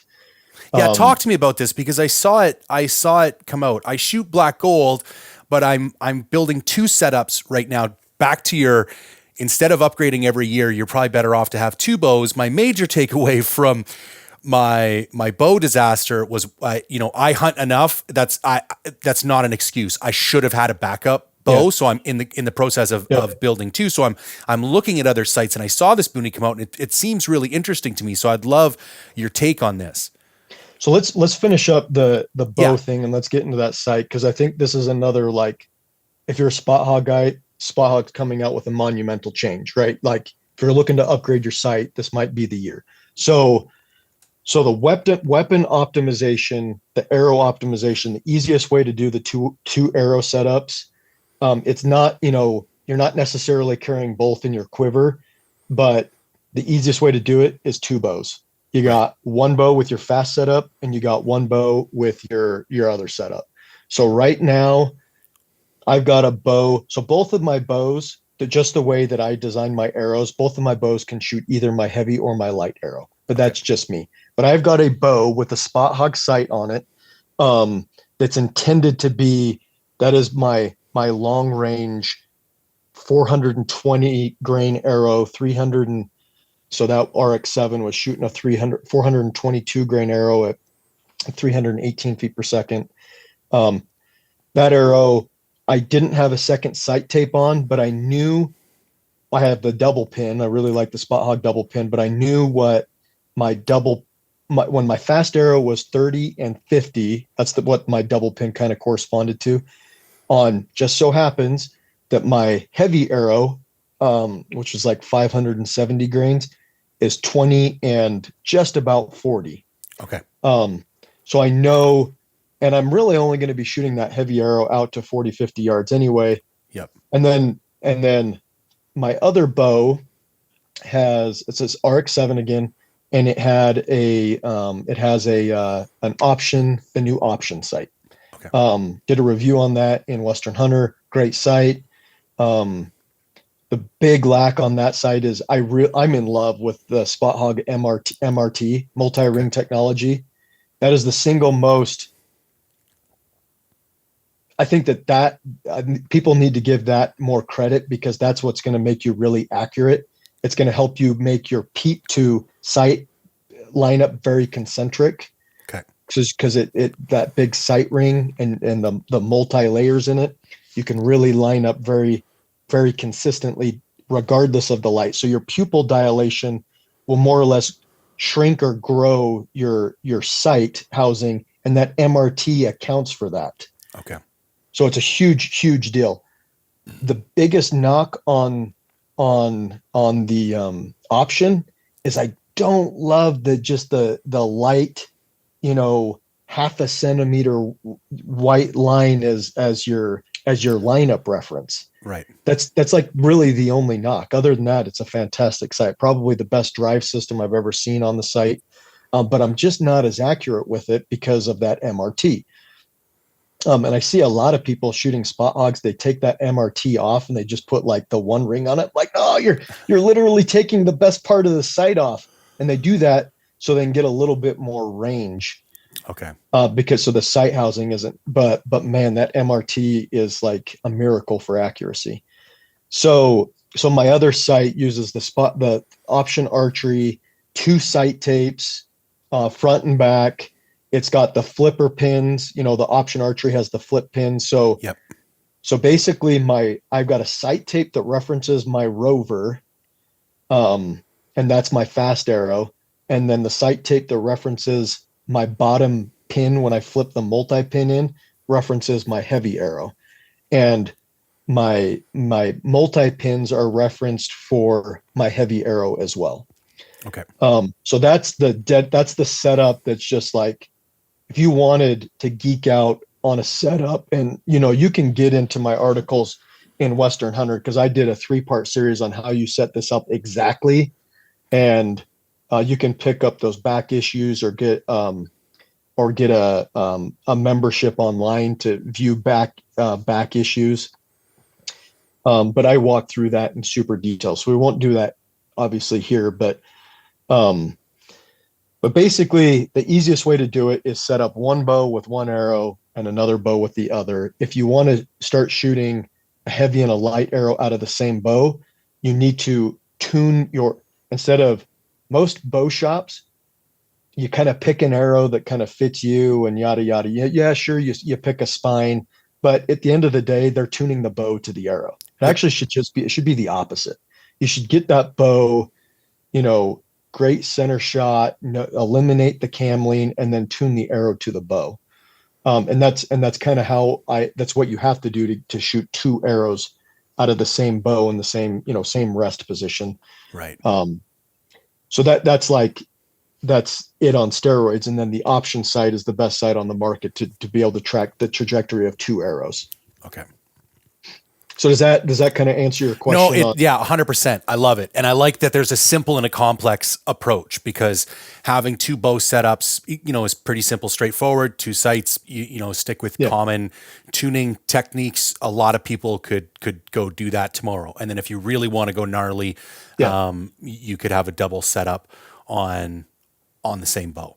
On the same bow. Yeah. Okay. So the spot hog thing. So spot hog's main deal is, now, not to bash other sight, and I'm not going to name names, but I have had significant problems with most other sight manufacturers not named Spot Hog. Burnout in the dial, so not using metal components. Not just one manufacturer; it's happened with multiple manufacturers. And then the other big thing that nobody thinks about is lockdown ability. Well, what the hell does lockdown ability mean? You have three axes of adjustment. You have a first axis, which is a real misnomer in the industry. People want to call the first axis what is actually a second axis of adjustment.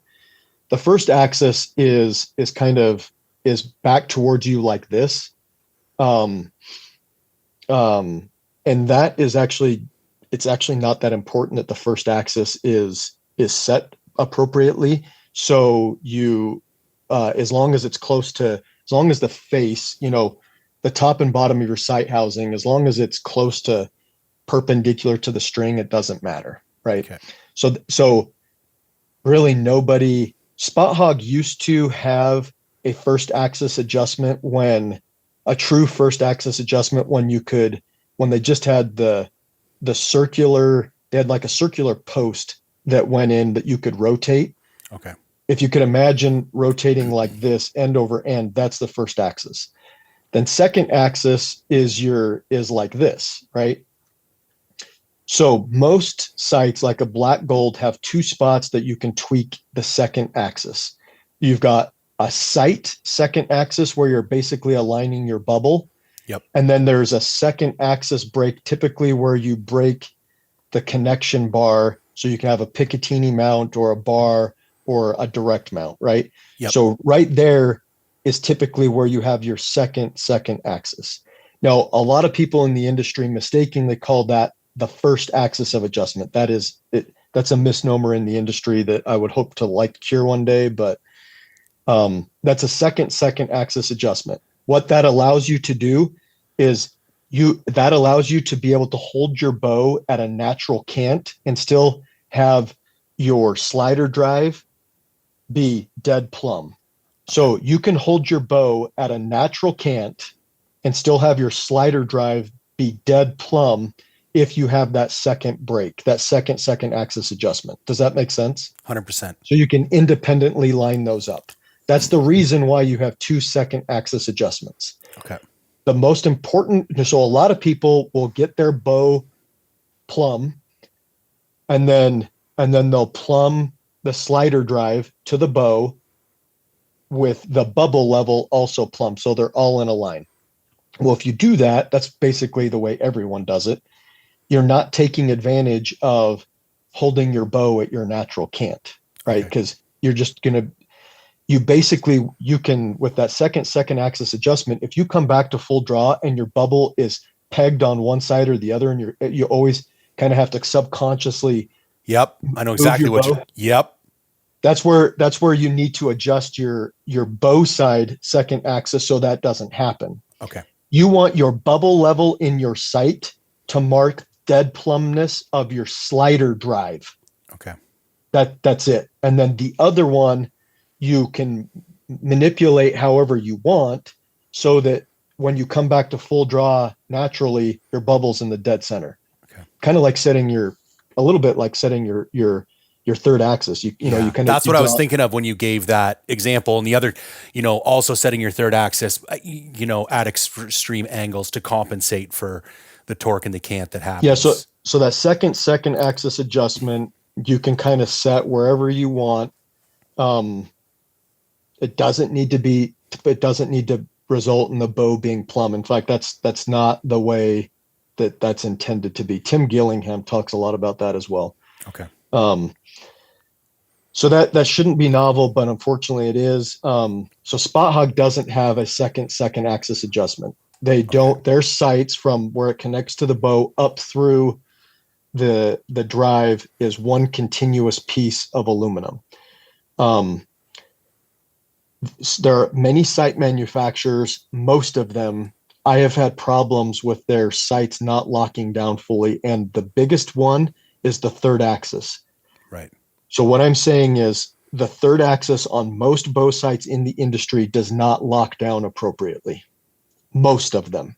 In fact, Option and Spot Hog are the only two that I've had very good success with this. And I get down to like measuring shit with like bumping a sight intentionally and then measuring stuff with calipers to see if it moves. So I've done a tremendous amount of testing. Aaron Snyder was shooting a brand. Aaron and I talk a bit. He was shooting a brand of sight. And I was like, yeah, be careful. That third axis doesn't stay locked down. And he kind of was just like, yeah, whatever. And then like 6 months later, he comes back to me. He's like, shit, you were right. And I was like, told you. Yeah. So I'm not going to name names, but so people can do their own testing. They can look at the magazine. I kind of do a little bit more name drop in the magazine, but that's because it's my space. Right. So the Booney, so Spot Hog has a very, very robust third axis adjustment. Most third axis adjustments and the ones you have to be careful of, where the third axis is in the kind of in that bar section. Yep. Those are the ones you got to be careful with. If they don't have opposing set screws to like really lock it in, if they just have a friction set screw, like a single one that's friction based, it's going to move. When you bump your sight in the field, it bumps in the third axis. It's going to apply torque in the third axis and it will move. I had, before I moved to black gold, I don't care. I'll call people out. I had an Excel, I think it was called an AccuTouch.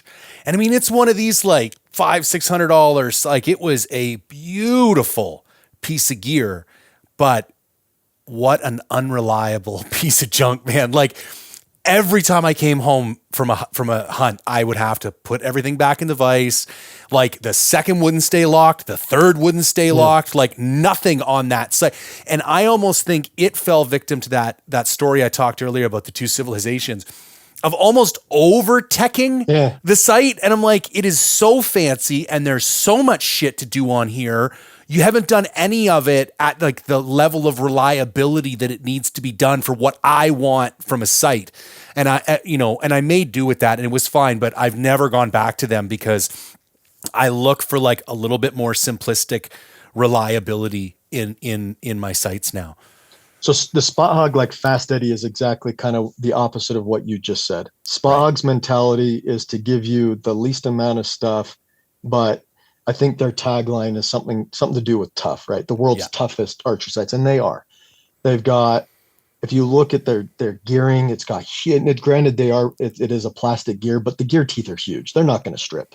Right. They're tanks. I literally like hit my sight like this. I like drop my bow intentionally. Like I do all this stuff to like make sure that my bow isn't going to move, or my sight isn't going to move. And so Spot Hog is really good with that. Now Spot Hog, I think there are some places where I think they've been a little bit too preoccupied in the world's toughest, and I think that they could give a few more features and still be resoundingly tough, and even tougher than everybody else on the market. Right now, it's like they are tough.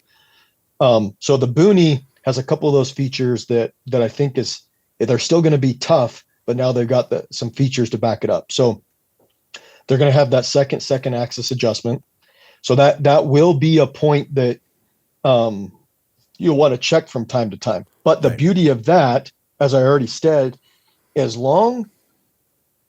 if that one does get bumped out, so the sight is off relative to the bow, it may not feel right at full draw, but as long as nothing's moving between the bubble and the scroll bar, then it's still going to shoot the same. Does that make sense? Yep. So how do you set your second, like, do you set it like you set your third axis? Like, do you put something like a Hamsky on there and then come back to full draw? No, so so the reason why you have to do, and this is another thing that's not very well talked about, the reason why you have to do the third axis at full draw is because of riser torque. Right. So the riser torques like a door when you come to full draw because of the roller guard. So if you could like somehow magically shoot through your strings and you didn't have a roller guard, then you wouldn't have cam lean and you wouldn't have riser torque.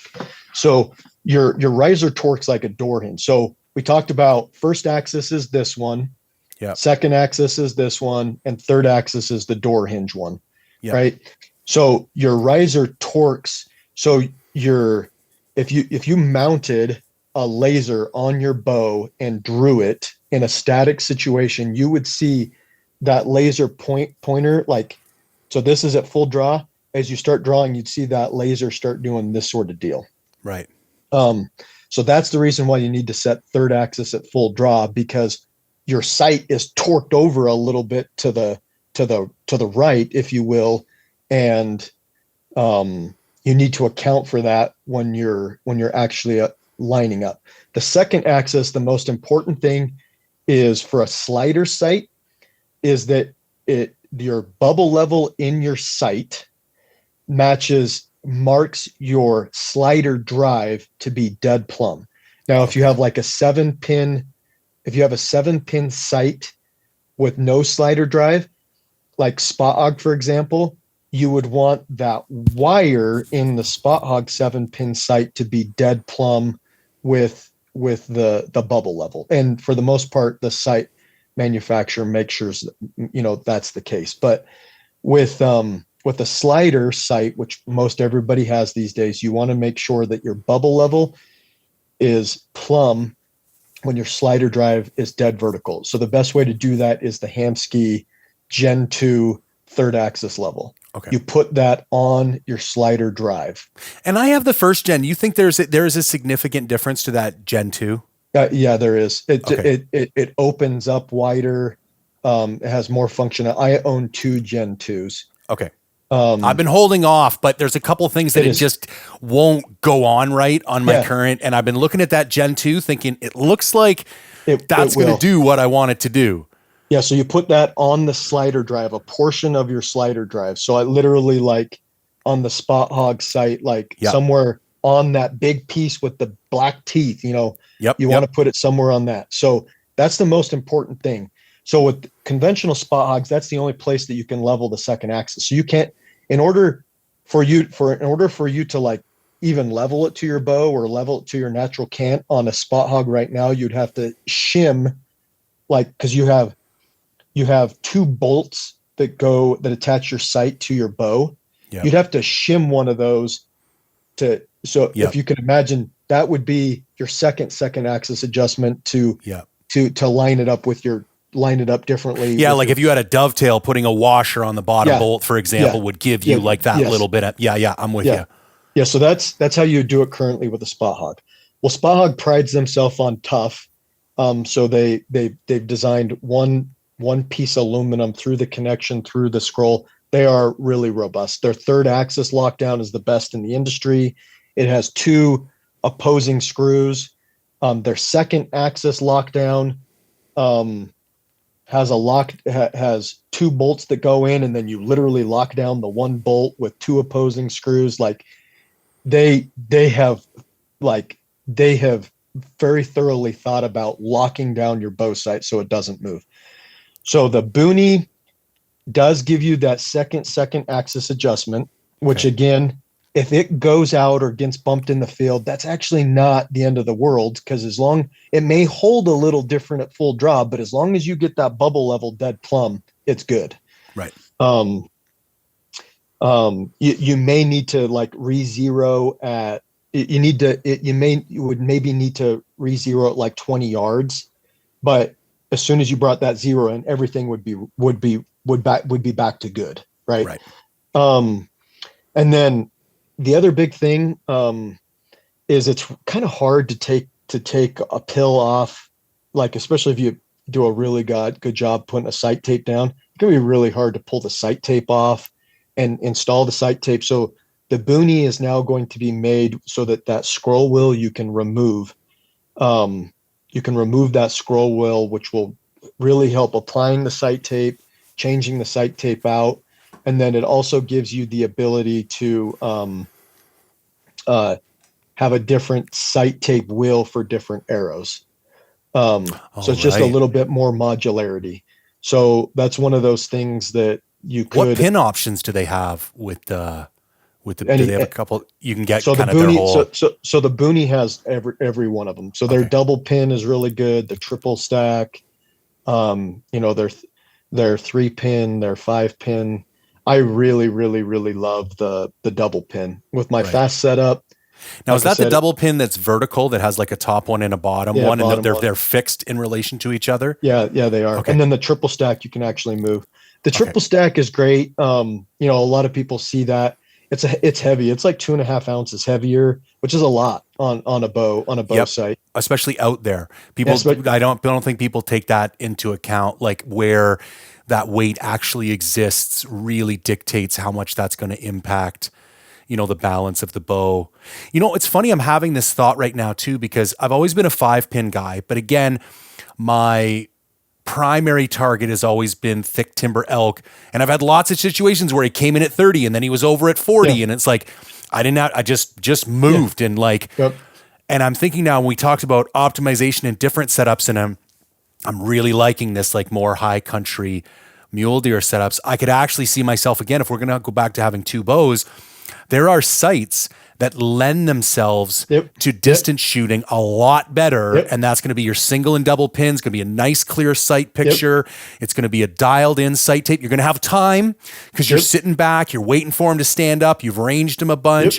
And that's a completely different situation than being in tight and needing to like react at a moment's notice. That's kind of funny. I like that. 100%, and that's also the reason why I got the spot hog on my long range sight, if you will, because of that MRT. I'm just deadly. I mean, and stuff like that's going to matter a lot more. Like you can have a little bit of play with your sight housing and your peep inside of 40 and 60, and I think that's why a lot of people don't nerd out. Like a lot of this stuff that we're talking about, it will affect you inside of 40 for sure.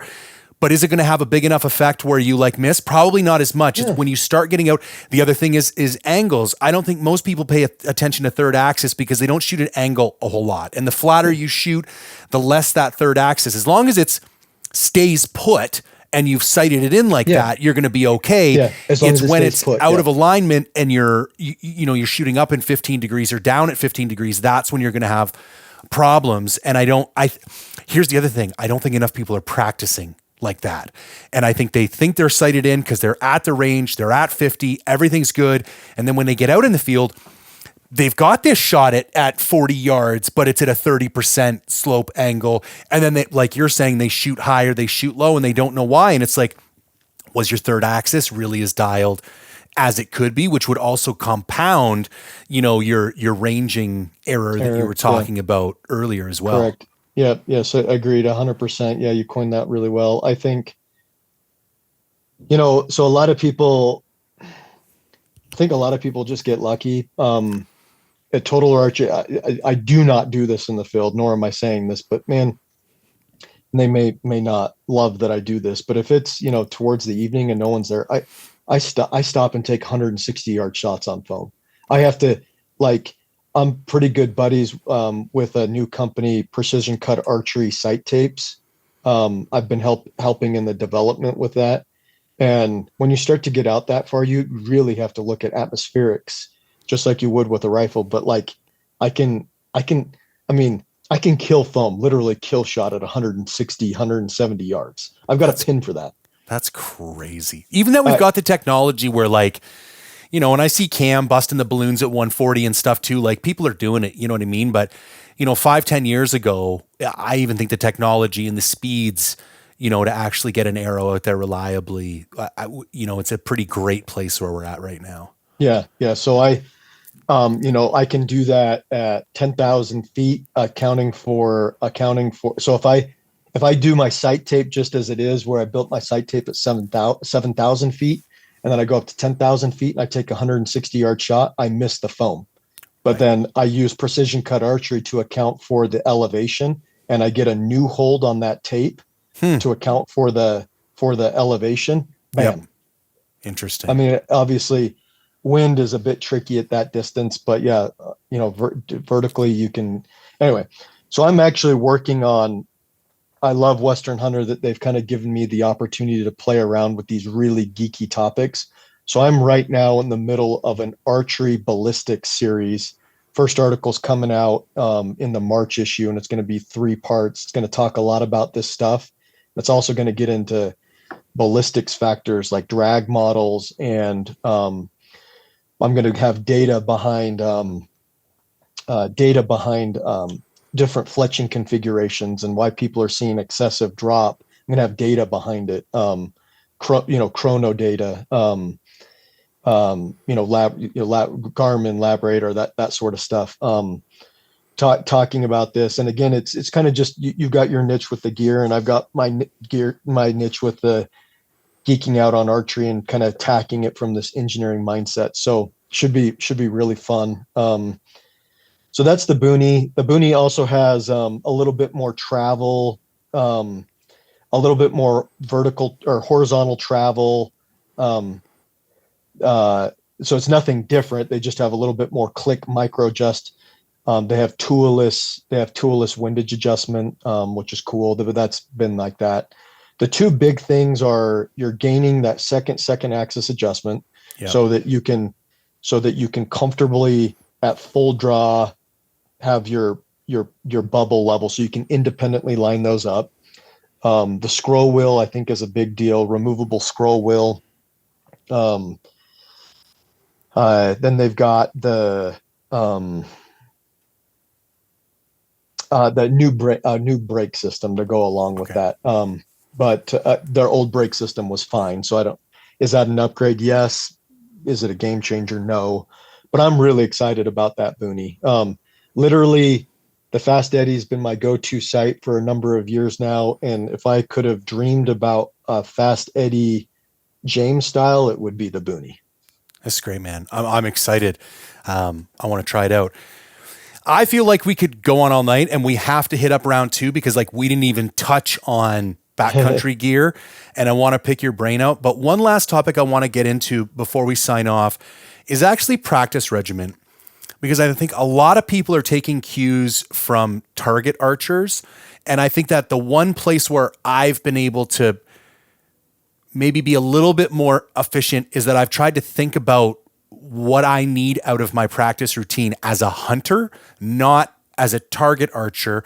And I've talked about that a little bit on here, but I would love to hear your approach to practice in general and what you think some of the principles are that would benefit people.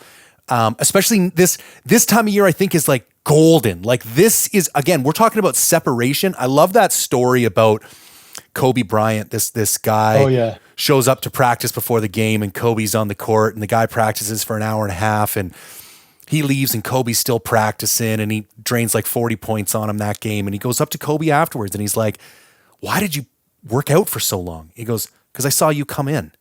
And I want you to know I'm going to be here longer than you are, no matter how long you stay." And that to me is like, that's this time of year, especially for archery hunters. Like this is when we can separate ourselves from the crowd, because we have this like 3, 4, 5 months, depending on when your first hunt is, where you can really make significant strides. You don't have to worry about being perfect. Go shoot blind bail for a month. I mean, there's so much stuff you can do because you can try new releases. You can do stuff because you don't have to be perfect next week for a hunt. So I really think this time of year it's even more important what our practice routine, because that's the other thing. We get into hunting season and time goes by and you're up on the mountains for 10 days and maybe you don't even pull back your bow. So anyways, I would love to hear some of your practice routine principles and some of the things you think people could adopt that would help them be better hunters in that moment. Yeah. So a couple of things. I'm going to hit on one thing real quick that's a little bit different, but I love the topic. I do not think that what people do on a line in Vegas is the best thing to do in a rock slide in Colorado. I'll just say it like this for the shock and awe. I'm a trigger puncher. I shoot an index finger release. But at the same time, most people and a lot of professional archers are kind of in awe at what I can do at 80 yards. I shoot with professional archers nearly on a weekly basis. And when I'm dialed in July and I can hold a group like this at 80 yards time and time again, they're just like, what the fuck? And I'm doing it with an 82-pound hunting bow. Yeah.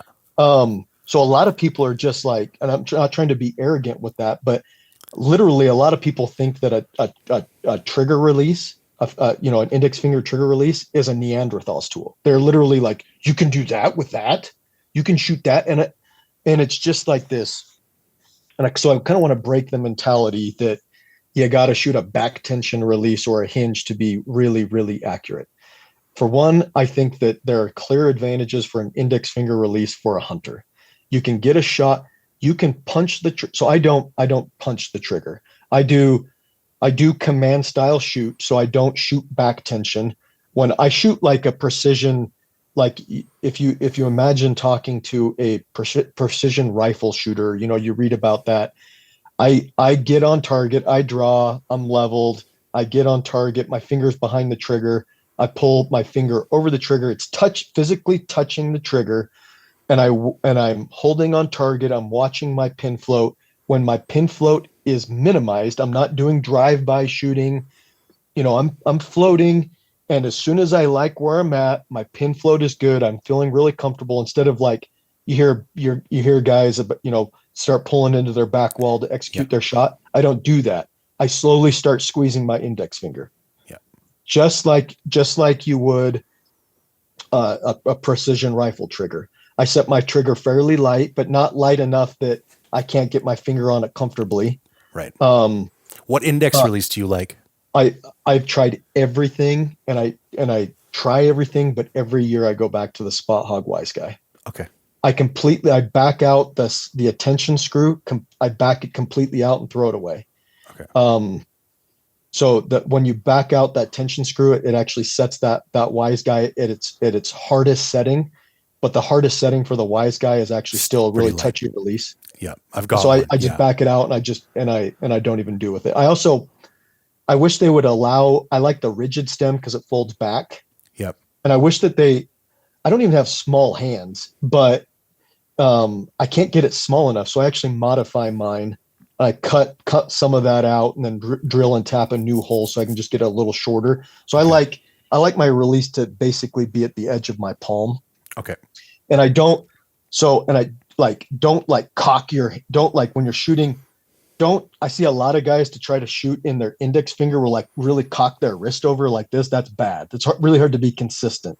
This, you want a flat wrist. Anyway, we could get into that sort of stuff, but I'm kind of diverging here. But that sight or that mentality of what guys do on a line in Vegas isn't necessarily what you want to do in Colorado. Again, I think there's benefits to the finger release. You can execute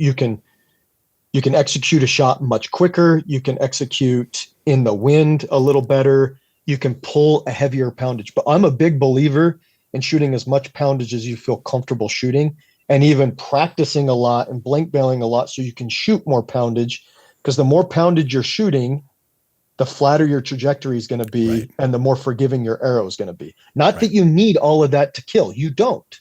If you make a great shot play, I am as dedicated to this craft as anybody in the world. And I like my life, even right now, revolves around preparing for the hunt. And I still make mistakes. So I want to stack the deck in my favor. Yep. It's not that you need a 420 grain arrow going 319 feet per second to kill. You don't. But it's nice having that backup for when you make mistakes. So same thing for practice. I'm a large volume practice guy. Even if my form isn't great, a lot of people say that as soon as you start feeling don't shoot too much, because you may shoot and your form might be bad, and you might start shooting. You might adopting bad form techniques if you constantly shoot tired. Well, hunting, you shoot tired, right? So I look at it. A lot of people. I know that you've done some bodybuilding. I look at shooting my bow as exercise, right, and some people may look at that as like, what are you talking about? Well, I shoot my bow enough that it is like, it shocks people. Yeah. And you don't get stronger at it. Like if you look at lifting, you don't get stronger at a thing until you introduce a novel stimulus, which means going to some type of failure, whether that's mechanical failure or something else. And so I could actually see the science where if you're only shooting your bow until you start to get tired, you're never actually going to get stronger. Correct. In that you're all like, let's say it's 15 arrows. It's going to be the same 15 arrows for the rest of your life, because if you've never forced yourself to go past that point of failure, introduce that novel stimulus and force some level of super compensation. So I shoot all the time when I'm tired and my form is absolute shit. I'll hold my draw in my garage for 2 minutes. Do you think my form is good holding my draw for 2 minutes? No, it's horrible. But am I? I don't think most people have the mental discipline to accept the shitty shots, because as soon as their arrow groups start to go like this, they start to feel bad and they leave, because it's like, I want this to be like a positive mental experience. I know that's how I feel. Like it starts to make, like the doubt starts to creep in. But I like some of these ideas you're bringing, because they're like I do shoot with a hinge and they're counter to what I've been doing. But I like having to like think, okay, well, maybe there's other ways to be doing this, because I can see that forcing yourself to shoot when the groups are spreading apart and just recognizing that, well, they're spreading apart because I'm getting fucking tired. Like it's okay to keep shooting. Yeah. So you're never gonna grow. So a lot of that I'm doing in my garage, blank belt training. So I shoot a ton, and I think that's the other big reason why I can continue shooting the trigger finger release, and I shoot it what I call, I call command style, this controlled method that I'm shooting. The whole genre is, but is Gillingham the same way? Because I've heard he's a puncher, and I find it hard to think he'd just be like willy-nilly punching triggers, but I know he's a guy who's like, he's aggressive. Yeah. So I'm like everything that, are you, tell me truthfully. Yeah. Are you actually shooting your hinge with back tension, or do you roll? I'm rolling. Yeah, so you're doing the same thing. It's so funny, because I am a Joel Turner guy, and I like thinking about open loop and closed loop. And what you're saying is not outside of that methodology. No. Why most people can't do it is because you have so many sensation receptors in your index finger. People don't have the discipline to execute that slow shot. So instead, we replace that with back tension because it's an easier system to control. They're not different. They're just, most people aren't capable of doing it with their fingertip. But if you shoot enough volume and you get used to the pin float and you get used to the, and you get I'm the same way with my roll. Like, I sit there and I'm applying a certain amount of back pressure just to keep my form. We all do, but I am definitely I'm thinking about my pinky and I'm rolling my pinky back to. You're command shooting. Right. You're command shooting. You're command shooting in a different way. I've written about this. I've never attended any of Joe's courses. I haven't really watched a lot of his stuff, but the conversations that I have with Brody, one of my main guys at Western Hunter, conversations I've had with you, he and I talk about the same thing.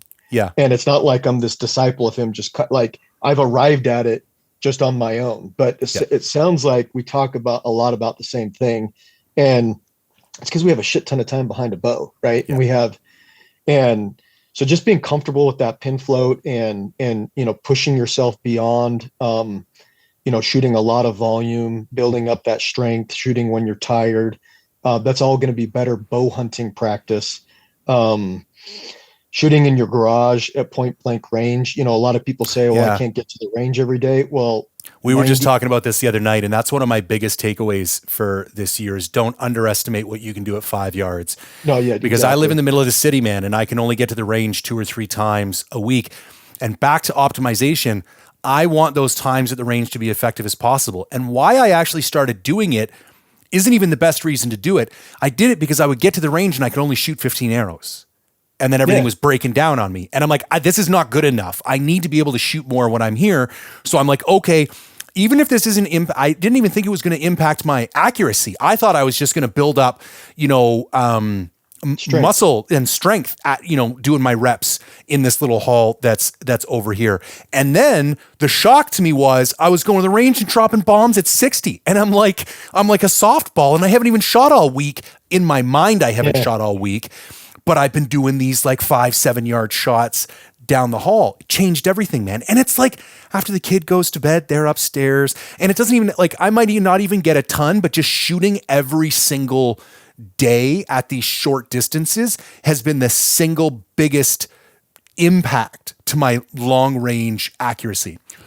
Yeah, I'm going to get done here talking to you and I'm going to go up and shoot, I don't know, till I get tired, 20, 50 arrows and go to bed. But so that's a big thing for me. I think so the one thing that I do want to state, target panic is a real thing. So I'm not telling people to push through target panic with a trigger release because yes, you have very fine motor control in these digits, but from the same standpoint that I think that motor control is a good thing potentially in a hunting situation if you can control it, because I can execute a shot quicker and on command, if you will, better with this than with the back. I don't have fine motor control in my back muscles. No. You have less motor control in your rotation. So if you need to execute a shot quickly, I am more likely to be accurate than you are with my release method. Yep. That's not a knock on you or me, or that's just the function of the release. So that's where I really like. The other thing that I see a lot of guys at Easton that come and, a month, they switch up, they go to a hinge because everyone in the industry is going to a very hinge. Trendy right now. It's very trendy and they can't shoot it worth a shit. And these were guys that I was like, they were holding decent groups and I'm like, well, why did you switch? Oh, it's because I'm ready for a more advanced release. And I'm just like, oh my word, we need to stop with this. It's not a more advanced release. It's different strokes for different folks. There are brains and fingers that for whatever reason, they just can't do the trigger finger. They can't do it. Yeah. And to those guys, I'd say go to a back tension.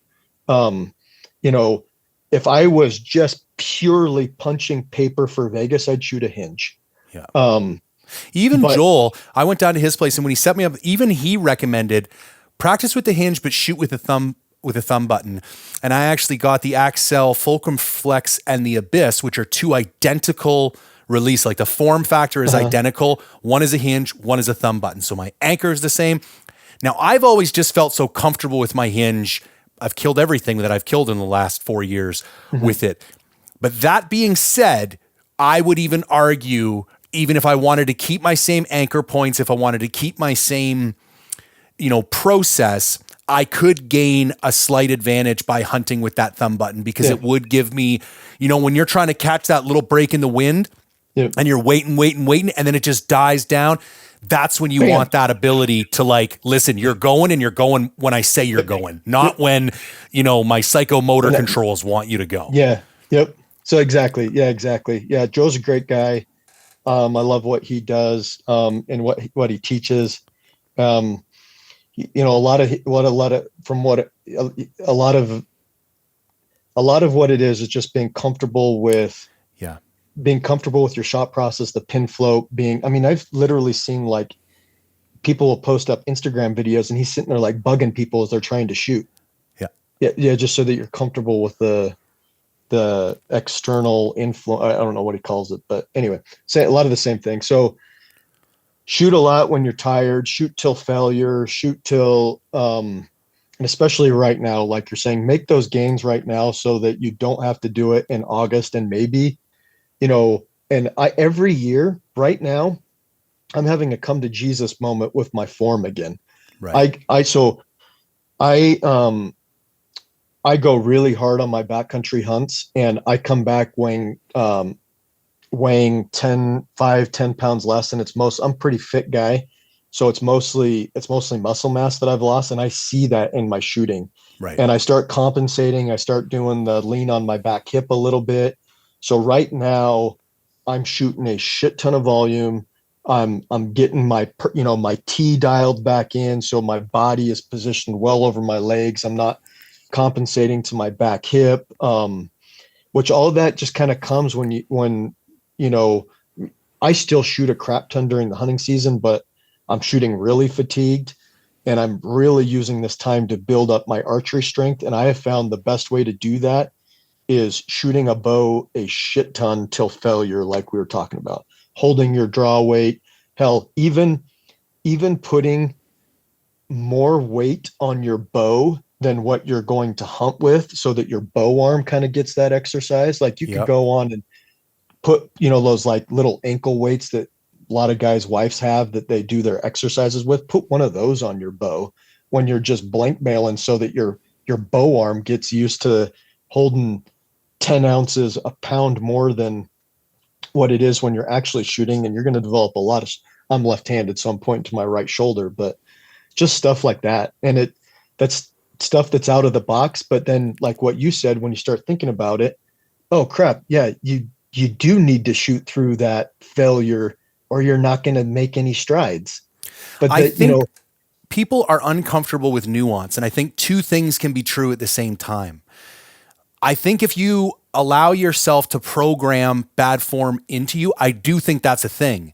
But I think if you have mental discipline, you can take yourself past that point of comfort and into the point of failure, still build up, strength and endurance without compromising, but I think people are always like black, white, only one thing, we got to shoot with back tension or we got to, we only practice until our form starts to collapse or whatever the case may be. And I think it's a somewhat juvenile approach. And I think the more evolved we get, the more comfortable with nuance in all things we need to get.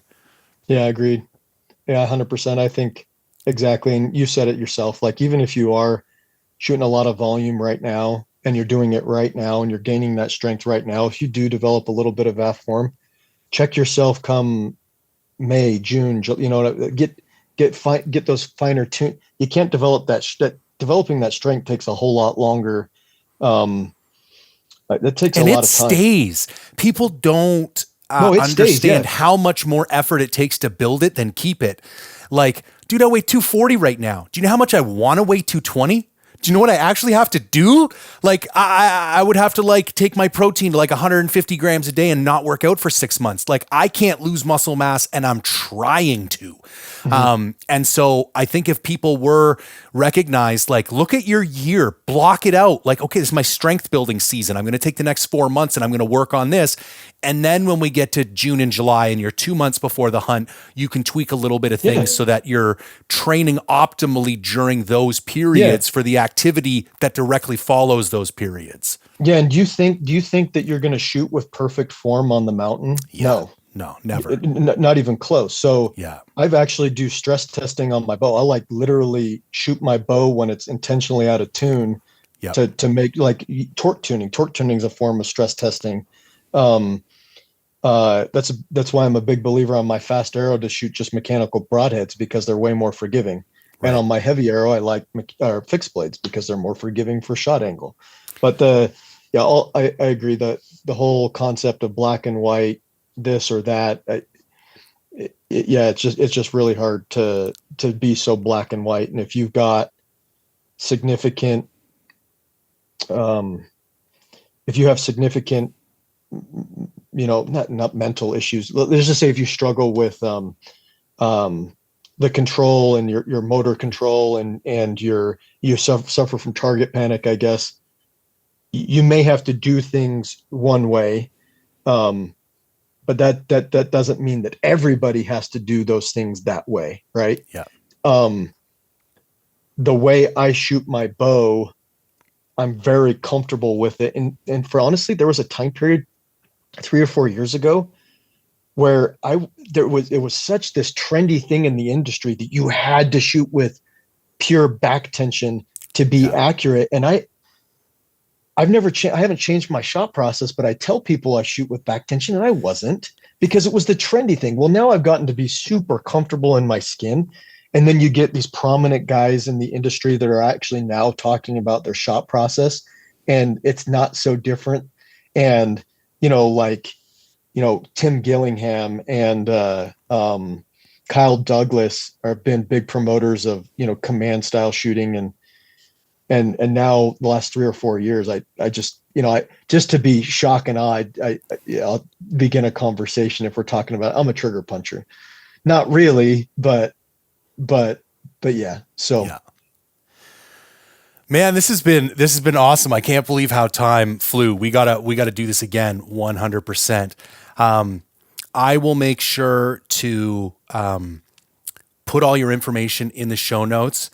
I have to admit, I don't currently have a Western Hunter subscription, but just for the ballistics article alone, I'm actually going to go sign up for one after this. So I'll put those links, and those guys are really good guys, and a couple of them are friends in the industry. So I think they deserve a shout out anyways, and they do really good. They do a lot of good for the industry. But as we close out, anything you want to kind of draw attention to or let people know, like kind of what's going on and what they can look forward to, like coming up? Yeah, so I love Western Hunter, Chris Denham, Nate Simmons, Brody Laird, customer service, the whole Western Hunter team. Love those guys. They kind of give me the platform to do what I want in the archery side.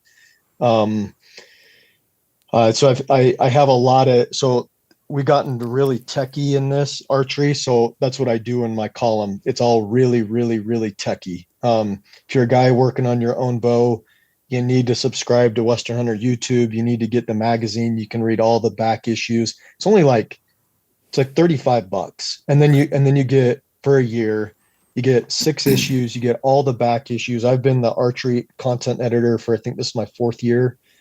So a lot of good, it's literally this stuff. So it's really funny because I get on a podcast, and a podcast is more of kind of like a more modern medium. And people are like, holy shit, that the stuff that you talked about blew my mind. I was like, yeah, well, I wrote about that 4 years ago in the magazine. So I do think people kind of write off magazines in general these days, just as being a bit of an antiquated media source. And I don't think that's the case whatsoever. No, and it's where I can really, if I stumble over my words here in a podcast, or I don't say something exactly right, I can make sure it's stated exactly right. So really technical concepts.